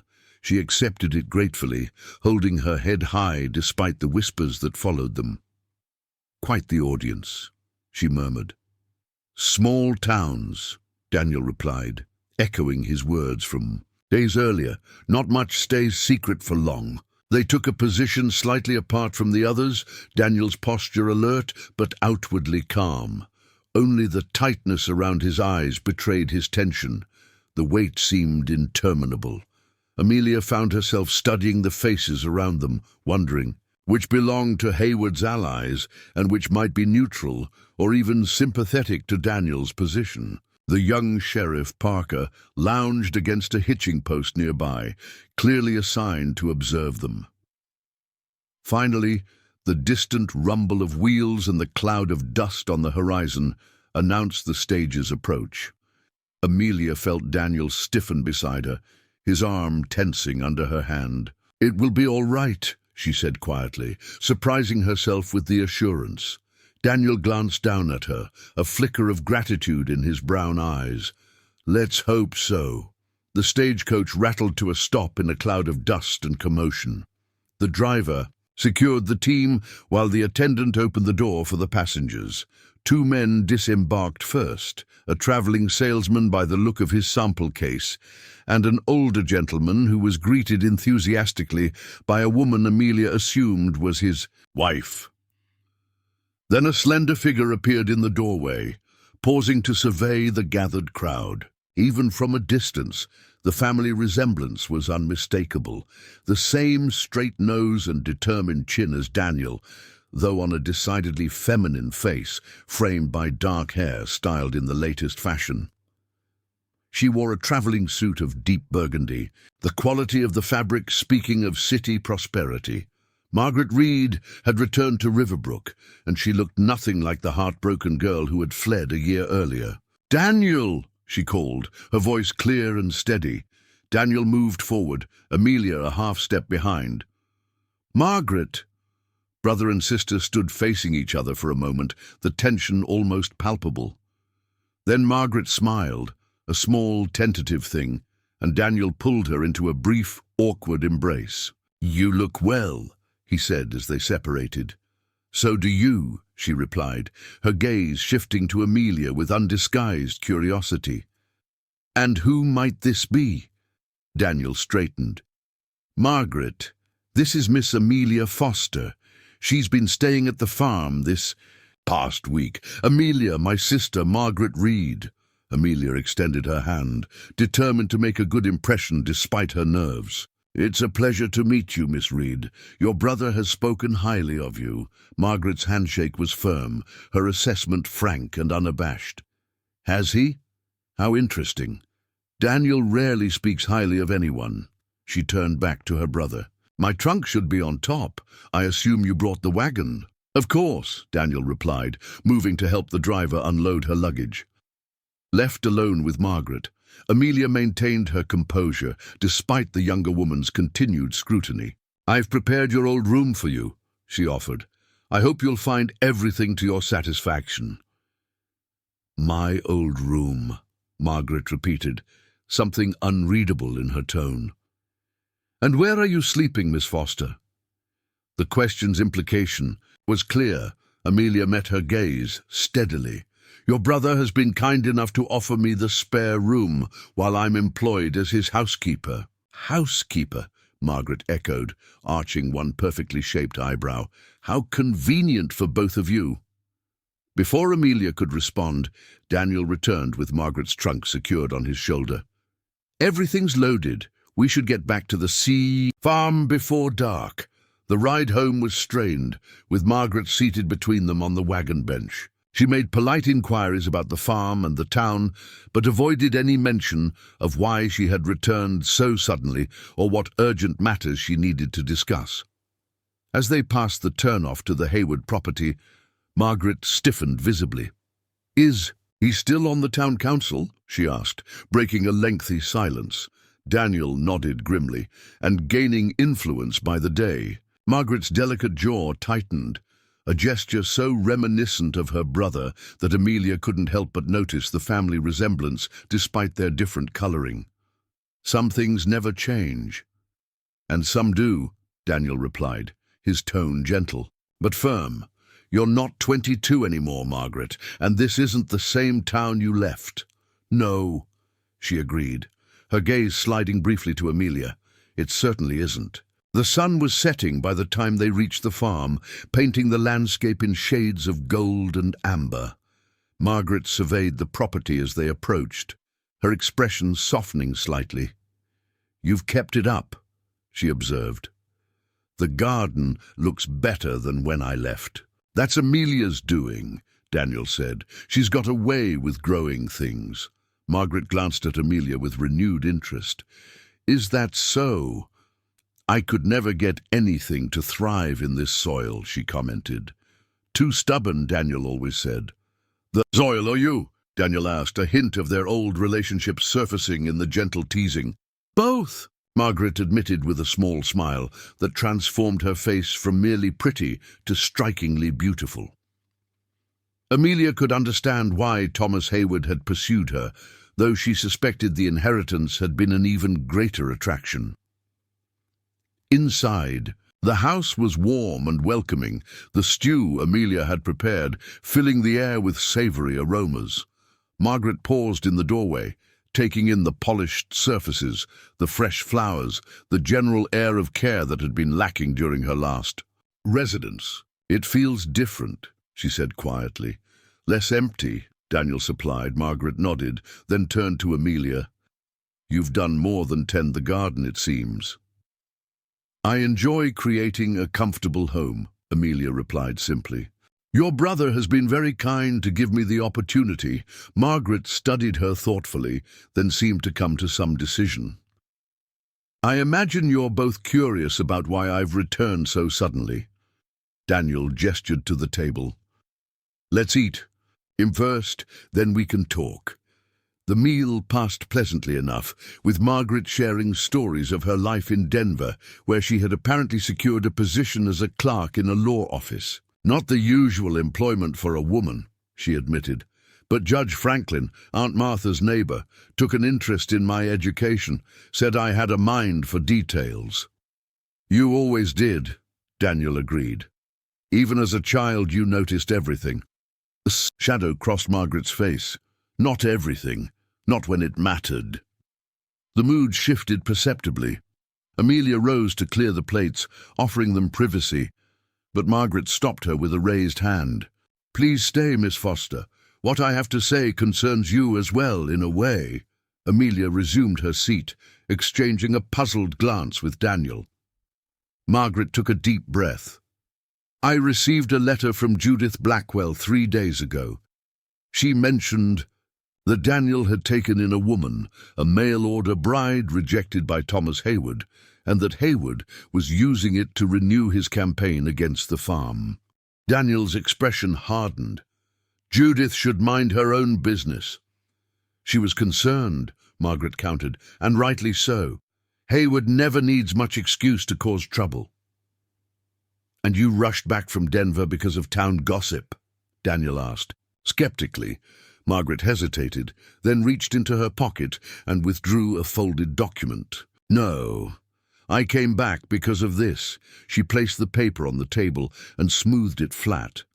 Amelia could see it was a legal document of some kind, with official seals and signatures at the bottom. What is it? Daniel asked, reaching for the paper. A notice of intent to claim, Margaret replied. Hayward is petitioning the territorial court to invalidate Joseph Chapman's will on grounds of undue influence. He's making another play for the Chapman property and, by extension, control of the water rights to half your farm. Daniel scanned the document, his expression growing darker with each line. He can't do this. The will was properly executed, witnessed by Judge Simmons himself. Judge Simmons is retiring next month, Margaret pointed out. His replacement is a man named Harrison, recently arrived from St. Louis and, coincidentally, a former business associate of Hayward's father. Convenient timing, Amelia observed quietly. Very, Margaret agreed. Just as it's convenient that Hayward suddenly has a witness claiming to have overheard Chapman complaining that Daniel was pressuring him about the will. That's a lie, Daniel growled. Joseph was my friend. He left me that land because he didn't want Hayward turning it into another showcase for his ego. I believe you, Margaret assured him, but it's your word against their fabricated witness, and with your current situation. She glanced meaningfully at Amelia. My situation has nothing to do with this, Daniel snapped. Margaret leaned forward, her expression earnest. Daniel, I know you believe that, but Hayward is using Miss Foster's presence here to paint you as morally compromised. He's telling people that if you'd take advantage of a vulnerable woman, you'd certainly take advantage of an elderly neighbor. Amelia felt as if she'd been struck. That's why you came back, she said softly, to warn Daniel that I'm endangering his claim to the Chapman property. Margaret had the grace to look uncomfortable. Partly, but also because I know Hayward. I know how he operates, how he twists the truth to suit his purposes. Her voice hardened. And I owe him some justice of my own. Daniel reached across the table to grasp his sister's hand. Margaret, whatever happened between you and Hayward, no. She cut him off sharply. We're not discussing that, not now. She withdrew her hand and turned to Amelia. Miss Foster, I apologize if I seemed cold earlier. I needed to assess the situation for myself to understand what kind of woman would choose to stay in such a complicated arrangement.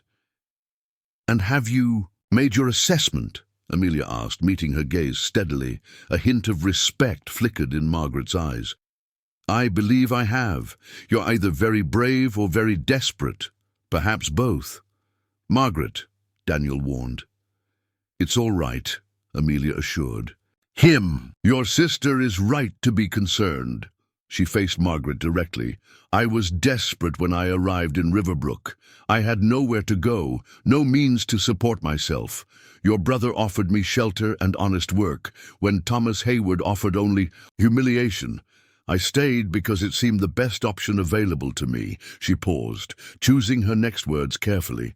But I won't stay if my presence jeopardizes your brother's property or standing. Margaret studied her thoughtfully. Noble sentiment, but it may be too late for that. Hayward has already set his plan in motion. Then we fight back, Daniel declared. I won't let him steal land that rightfully belongs to this farm, and I won't send Amelia away just because it might look better to some territorial judge. It's not that simple, Margaret argued. Hayward has connections, money, influence, and now he has a legal strategy that might actually work. What do you suggest, then? Daniel demanded. Margaret hesitated, glancing between them. There is one option that would neutralize part of his argument, a way to remove the question of impropriety. Amelia felt a cold weight settle in her stomach, suddenly understanding where Margaret was heading.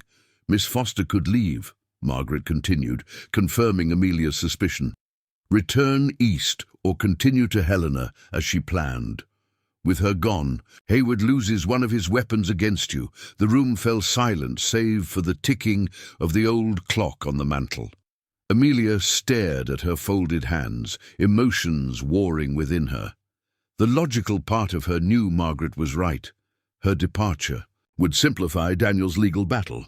But the thought of leaving, of never seeing him again, created an unexpected ache in her chest. Daniel's voice, when he finally spoke, was low and controlled. That's not an option, Margaret sighed.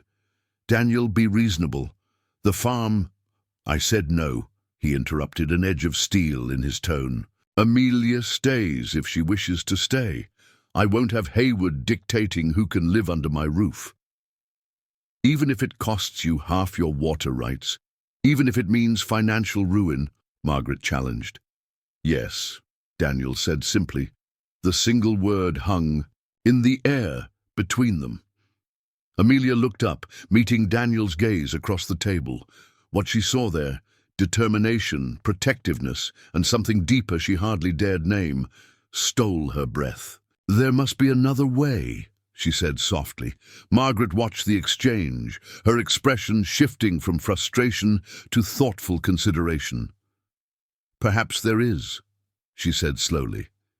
"A different solution entirely." Daniel turned to his sister. "What are you thinking?" A calculating smile spread across Margaret's face. "I'm thinking that Hayward's entire argument hinges on the impropriety of your living arrangement, on the suggestion that you're a man of questionable character who takes advantage of vulnerable situations." "Yes," Daniel agreed impatiently. "We've established that. So we remove that argument," Margaret continued, "not by sending Miss Foster away, but by changing the nature of her presence here." Amelia frowned. "I don't understand." Margaret's smile widened. "It's quite simple, really. If the concern is a single woman living unchaperoned with a bachelor—" "Margaret," Daniel warned, beginning to see where she was heading. "Then the solution is to ensure she's no longer a single woman living with a bachelor," Margaret finished, triumphantly. "You should marry her, Daniel," Amelia gasped, heat flooding her cheeks. "That's absurd," Daniel finished for her, though his eyes remained fixed on Amelia's face. "Why not?" Margaret pressed. "It solves the immediate problem. Hayward can't claim impropriety if you're legally wed. The court would view it as a legitimate marriage, rather than a questionable arrangement. And it strengthens your position as a stable, respectable landowner committed to building a life here." "You're suggesting we marry for convenience," Daniel stated flatly, "to outmaneuver Hayward." "I'm suggesting you consider all options," Margaret countered, "including ones that might benefit you both beyond the immediate crisis." Amelia found her voice at last. "Miss Reed, while I appreciate your creative thinking, marriage is hardly a solution to be proposed so casually. Your brother and I barely know each other." "You know each other better than most couples who enter arranged marriages," Margaret pointed out. "You've lived under the same roof, shared meals, faced a common enemy. That's more than many have when they wed." She leaned forward. "And don't tell me there's nothing between you. I've seen how you look at each other." "Margaret, enough," Daniel said sharply. "This is not a decision to be made tonight over dinner, under duress." His sister sat back, unperturbed by his tone. "Of course not. I'm merely presenting an option." She rose from the table.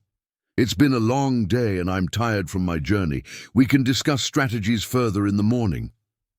With that, she bid them good night and retired to Daniel's room, leaving Amelia and Daniel alone in a silence charged with unspoken thoughts.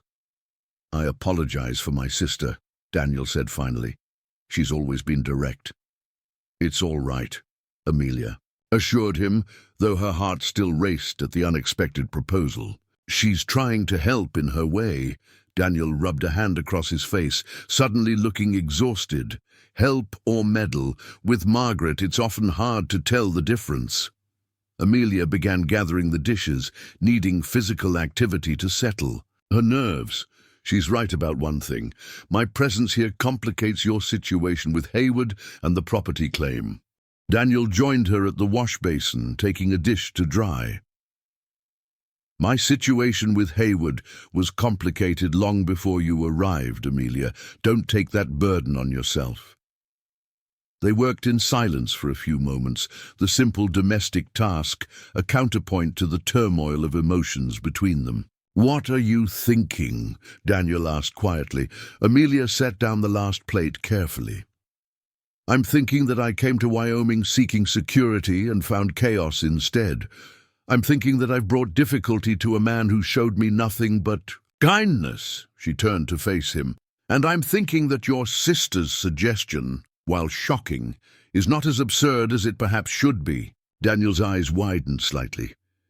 "Amelia, not because of Hayward or the property," she continued quickly, "but because—" She faltered, courage failing her. "Because?" he prompted gently. Because in less than 2 weeks this place has begun to feel like home, she admitted softly, and you have become important to me. Daniel stepped closer, close enough that she could feel the warmth radiating from him. You've become important to me too, Amelia. More than I expected. More than might be wise, given the circumstances. The dire confession hung between them, neither quite ready to reach for what it offered. Outside, the wind had risen, rattling the windows as if nature itself was unsettled by the evening's revelations. We should sleep, Amelia said finally. Tomorrow will bring its own challenges. Daniel nodded, though he made no move to step away. Whatever we decide, Amelia, know this. I won't let Hayward drive you away unless that's what you truly want. Not for my property, not for my reputation, not for anything. The conviction in his voice wrapped around her like a blanket against the night's chill. Thank you, she whispered. He reached out then, his calloused fingers gently brushing a strand of hair from her face. The touch was fleeting, yet it lingered on her skin like a promise. Good night, Amelia, he said quietly. Good night, Daniel, she replied, her voice steady despite the tumult within. As she prepared for bed in the spare room, Amelia's mind whirled with the day's events, Margaret's return, the threat to Daniel's property, and most unsettling of all, the suggestion of marriage. A solution that should have seemed preposterous, but instead had planted a seed of possibility in her heart. Tomorrow she would need to make a choice, stay and fight alongside Daniel, whatever form that might take, or leave and remove herself as a weapon Hayward could use against him. Neither option was without cost. Neither path guaranteed happiness or security. But for the first time since arriving in Wyoming territory, Amelia Foster faced her uncertain future, not with fear, but with a flickering flame of hope that refused to be extinguished. Morning arrived with the soft golden light of late autumn filtering through the curtains of Amelia's room and gently drawing her from restless sleep. She had spent much of the night turning over Margaret's startling suggestion in her mind, weighing possibilities against practicalities, examining her own heart with unflinching honesty.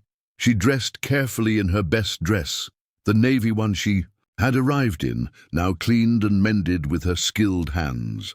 Today would require all her composure, whatever decisions were made.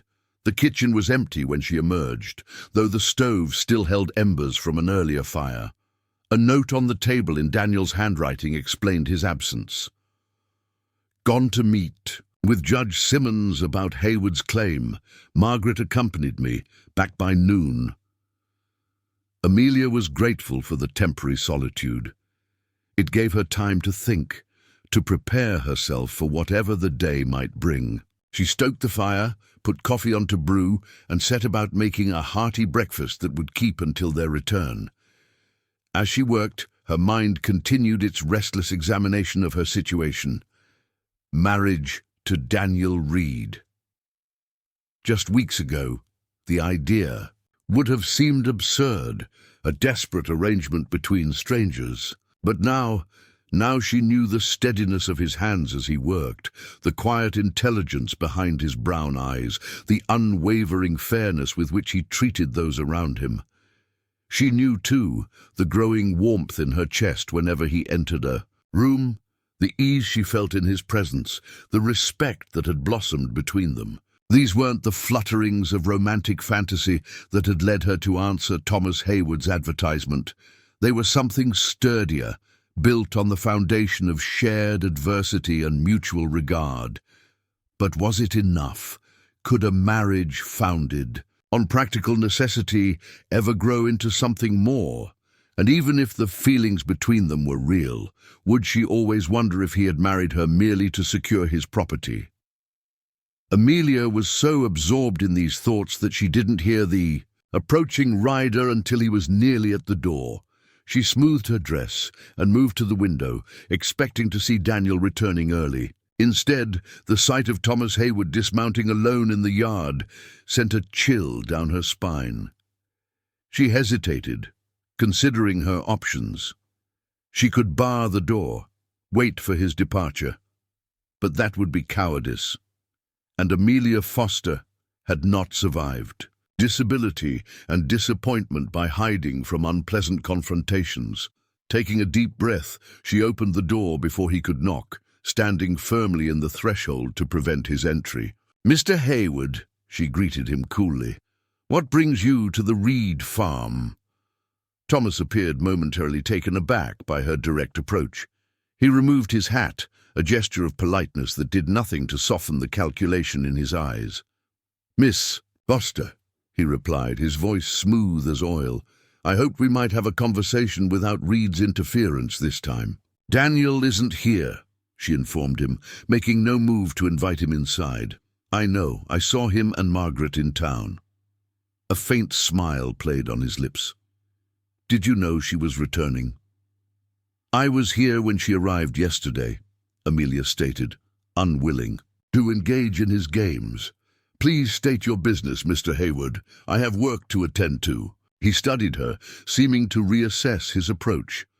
"You've changed since we met at the cafe, gained some backbone." "I've always had backbone, Mr. Hayward. You simply never took the time to notice." His smile tightened. "Very well. Direct approach. And then I've come to make you an offer." Amelia raised an eyebrow but said nothing. $500, he said. Cash. Enough to start a new life anywhere you choose. Denver, San Francisco, even back east if you prefer. "In exchange for what?" she asked, though she already knew the answer. "Your immediate departure from Riverbrook and the Reed farm," replied, today without farewell or explanation to Daniel. The audacity of his offer momentarily stunned her. "You want to pay me to disappear. I want to help you start fresh," he corrected smoothly, "away from a situation that can only bring you grief and scandal." Amelia crossed her arms. "How generous. And I suppose this has nothing to do with your claim against Daniel's property." Something flickered in Thomas's eyes. Surprise, perhaps, that she knew about the legal challenge. "You're an intelligent woman, Miss Foster. You must see that your presence here complicates Reed's position." "So you've said before." "What I'm offering is a solution that benefits everyone," he continued. "You get the fresh start you came west seeking. Reed preserves what reputation he has left. And you get to continue your campaign against Daniel without me in the way," Amelia finished for him. Thomas's facade of benevolence slipped slightly. "This isn't personal, Miss Foster. It's business. The Chapman property should have been mine. Reed manipulated an old man into changing his will. Is that what you tell yourself? That your vendetta against Daniel is merely business? That your pursuit of Margaret was just business too?" His expression hardened at the mention of Margaret. "You know nothing about that." "I know enough," Amelia replied. "I know you pursued a 22-year-old girl for her inheritance. I know something happened that drove her from her home. And I know you've been trying to destroy her brother ever since." Thomas stepped closer, his charm evaporating like morning dew under a harsh sun. "Be careful, Miss Foster. You're choosing sides in a battle you don't understand." "I understand perfectly," she countered, refusing to be intimidated. "You're a man who believes everything, and everyone has a price, who uses wealth and influence to take what isn't freely given."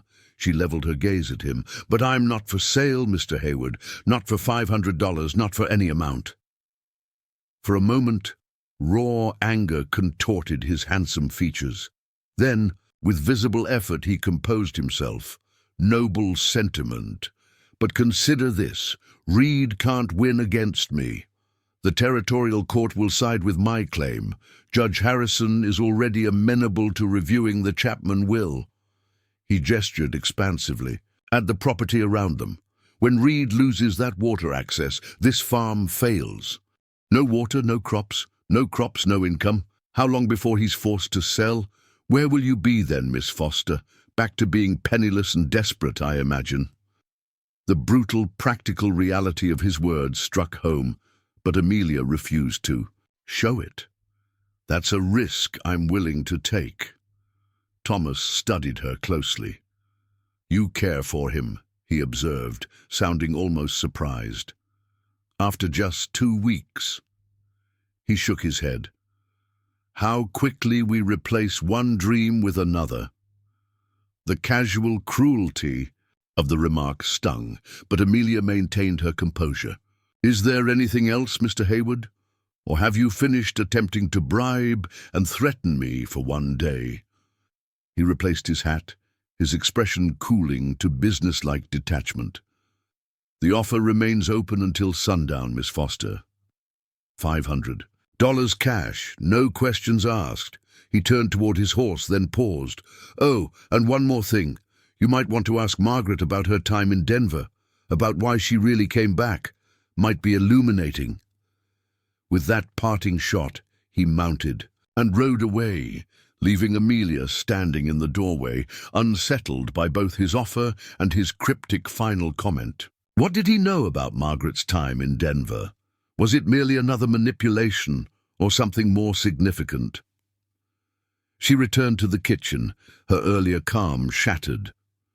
Thomas's visit had forced her to confront realities she had been avoiding: the precariousness of Daniel's situation, the uncertainty of her own future, the complex web of history and animosity that had entangled them all. $500. The sum was substantial, enough to establish herself comfortably in a new city, to buy decent clothing, to rent a respectable room while securing employment. A year ago, such an offer would have seemed like salvation. But now it felt like 30 pieces of silver, the price of betrayal. Amelia was still mulling over Thomas's visit when the sound of Daniel's wagon announced his return shortly after midday. She composed herself, determined not to let Hayward's manipulations disturb the household further. Daniel entered first, his expression grave, but not defeated. Margaret followed, her city clothes exchanged for a practical riding skirt and blouse that Amelia recognized from the trunk in her room. You've had a visitor, Daniel said without preamble, scanning Amelia's face.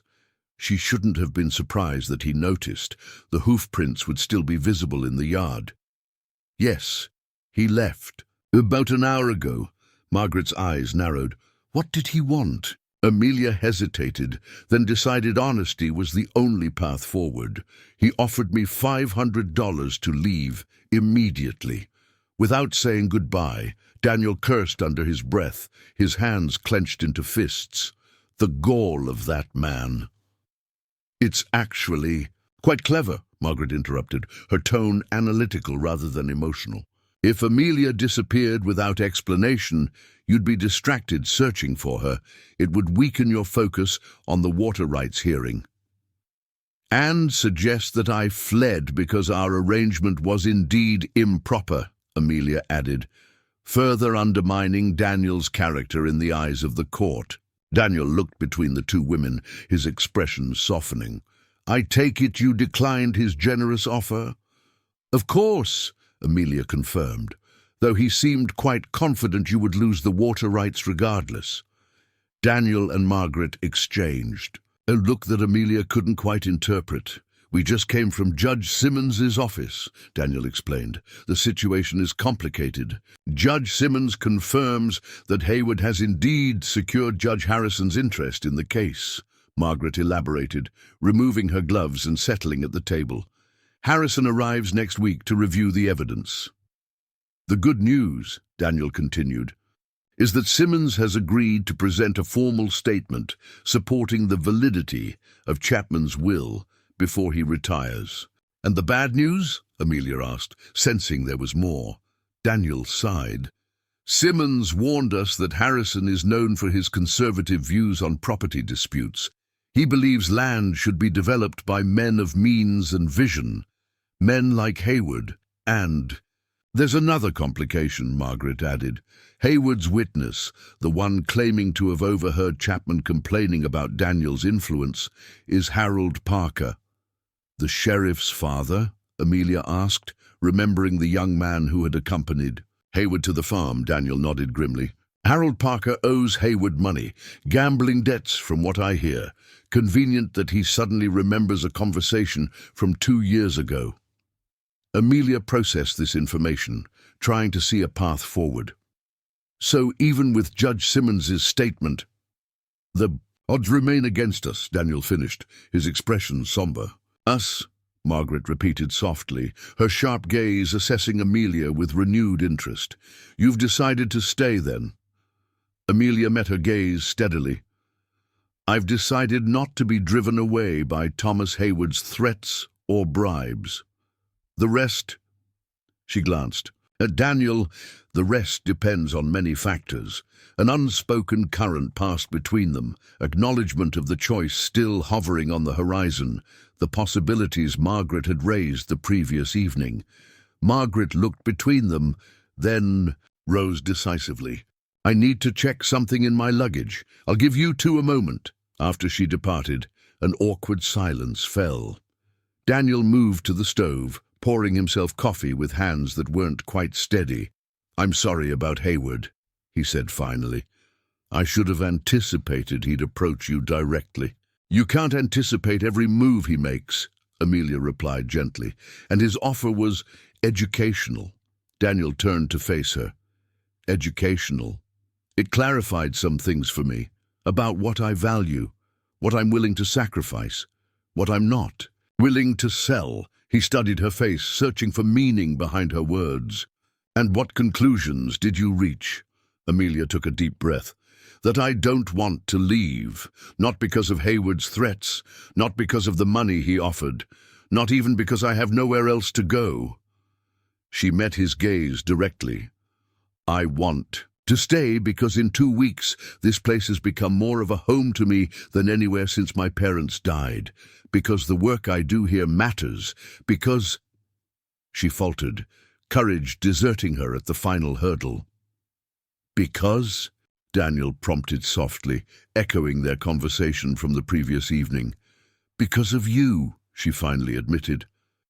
"Because when I imagine leaving, it's your absence that hurts most to contemplate." Daniel set down his coffee cup and moved toward her, stopping just a breath away. "Amelia," he began, his voice rough with emotion, "what Margaret suggested last night was outrageous, impulsive," Amelia finished for him, "potentially scandalous." "Yes," he agreed, a shadow crossing his features. And yet I haven't been able to dismiss it entirely," she continued, "which frightens me more than Hayward's threats ever could." Hope kindled in Daniel's eyes. "Why does it frighten you?"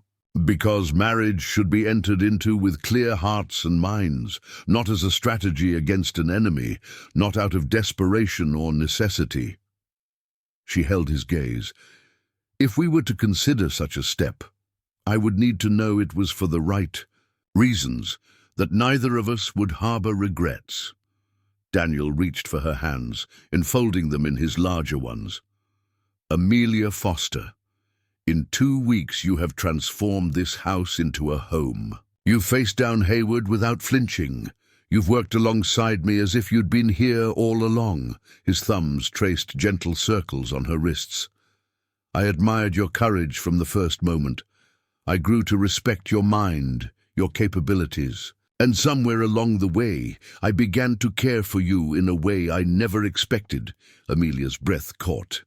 "Marriage, as Margaret suggested, as a strategic move, isn't what I want," Daniel continued, "but marriage to you, based on mutual respect and growing affection, that's something I would consider a privilege, not a sacrifice." Tears pricked at Amelia's eyes, unexpected emotion welling up. "Even knowing we've known each other for such a short time, even with Hayward's threats hanging over us?" "Especially then," Daniel replied. "Some people spend years together and never truly know each other. You and I have faced more in 2 weeks than many couples face in years. I've seen your character tested by fire, Amelia. I know who you are." The simple truth of his words resonated within her. She had indeed seen Daniel tested by Hayward's provocations, by the challenges of his farm, by his sister's return. She had watched how he handled each with the same steady integrity, the same unwavering decency. Before she could respond, Margaret's voice broke the moment. "I hate to interrupt, but there's something you both need to see." They turned to find her standing in the doorway, a document in her hand, and an expression of grim triumph on her face. "What is it?" Daniel asked, reluctantly releasing Amelia's hands. Margaret approached the table, spreading out what appeared to be several pages of legal documents. "Remember how I said I was working for Judge Franklin in Denver? What I didn't mention is that for the past year I've been gathering evidence against Haywood." Daniel stared at his sister. "Evidence of what?" "Fraud," Margaret said flatly. "Land deals where he forged signatures, cattle transactions with falsified bloodlines, and most damning of all," she tapped one document with a slender finger, "proof that he attempted to bribe a territorial official last year to secure water rights north of Riverbrook." Amelia leaned forward, scanning the neat legal language. "How did you obtain these?" "Judge Franklin has connections throughout the territory. Margaret hesitated. "After what happened with Haywood and me, the judge took an interest in his business dealings. When patterns emerged, he assigned me to organize the evidence." "And you never told me," Daniel said, a hint of hurt in his tone. Margaret met his gaze squarely. "I couldn't. Not until we had enough to act. Not until I was certain." She turned to Amelia. "That's the real reason I returned so quickly. Judith's letter about Haywood's renewed campaign against Daniel convinced the judge it was time to move forward." "Move forward how?" Daniel asked. "By filing formal charges," Margaret replied.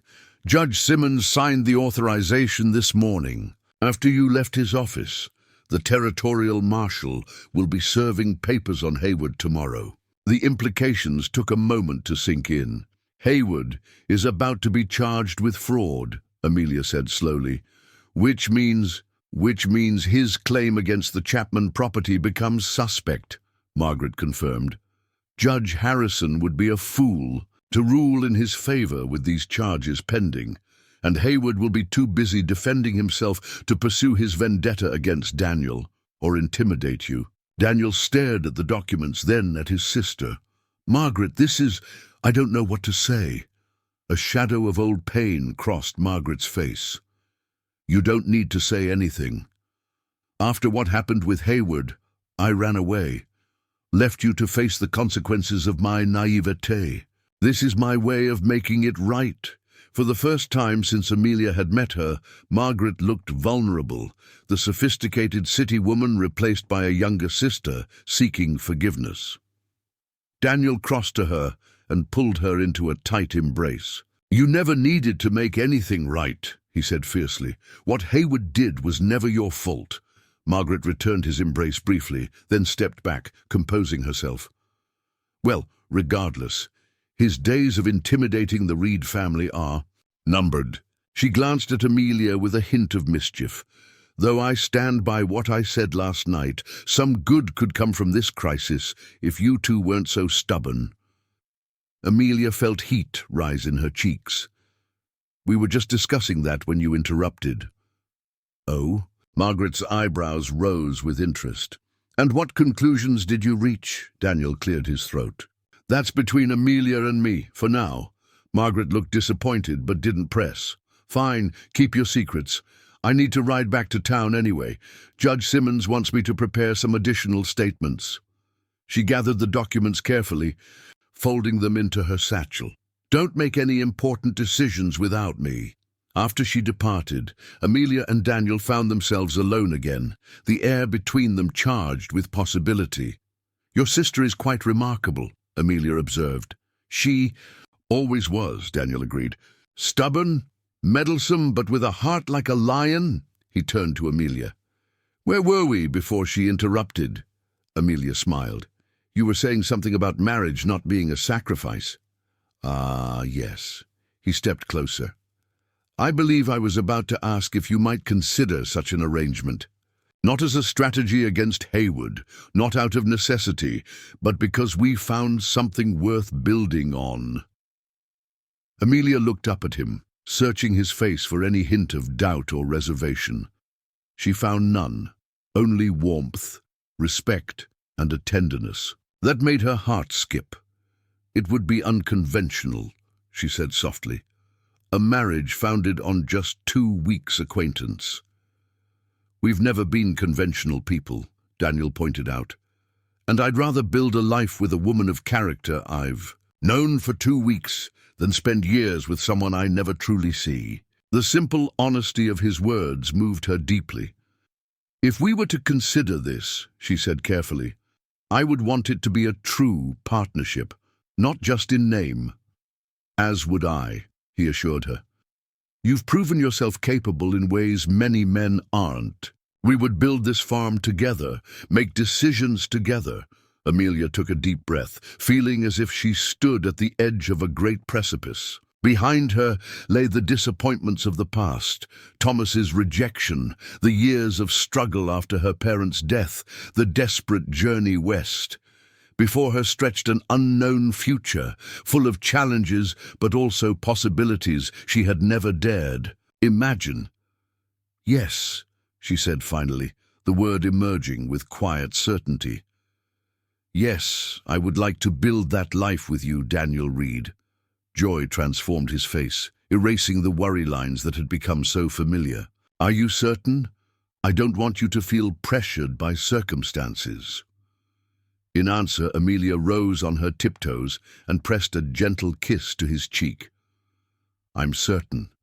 Not because it's practical, not because of Haywood, but because when I look at you, I see a future I want to share." Daniel's hands came up to frame her face, his touch gentle, as if she were something precious and fragile.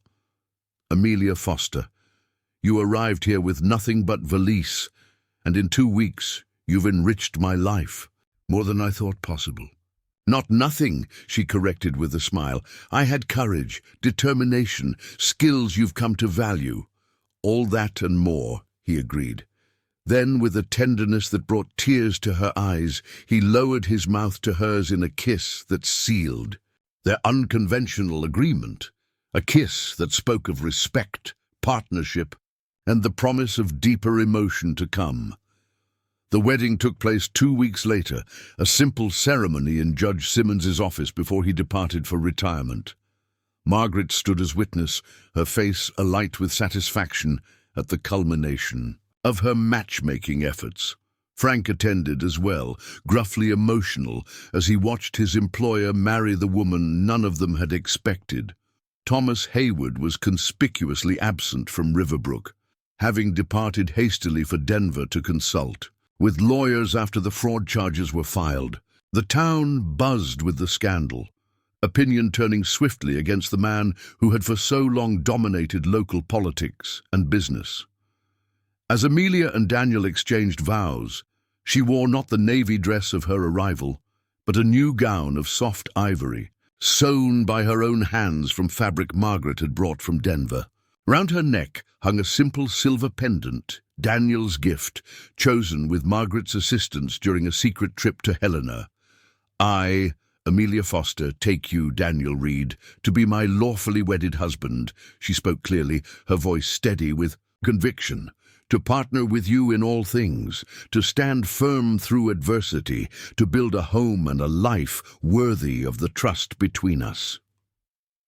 The traditional vows had been modified by mutual agreement, reflecting the unique foundation of their union, not blind romantic love, but clear-eyed respect and growing affection, tested by fire and found resilient. After the ceremony, they returned to the farm for a small celebration. Judith Blackwell provided a wedding cake, her initial suspicions of Amelia long since transformed into grudging approval.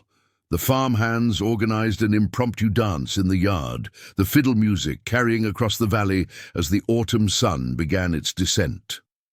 As twilight softened the landscape, Amelia stood on the porch, watching the celebration, a sense of wonder washing over her. Just 3 weeks ago, she had arrived in Wyoming territory with nothing but desperate hope and a matrimonial advertisement. She had been judged, rejected, humiliated, only to find unexpected sanctuary and, ultimately, a future far richer than the one she had imagined. Daniel joined her, offering a cup of cider. "Having second thoughts, Mrs. Reed?"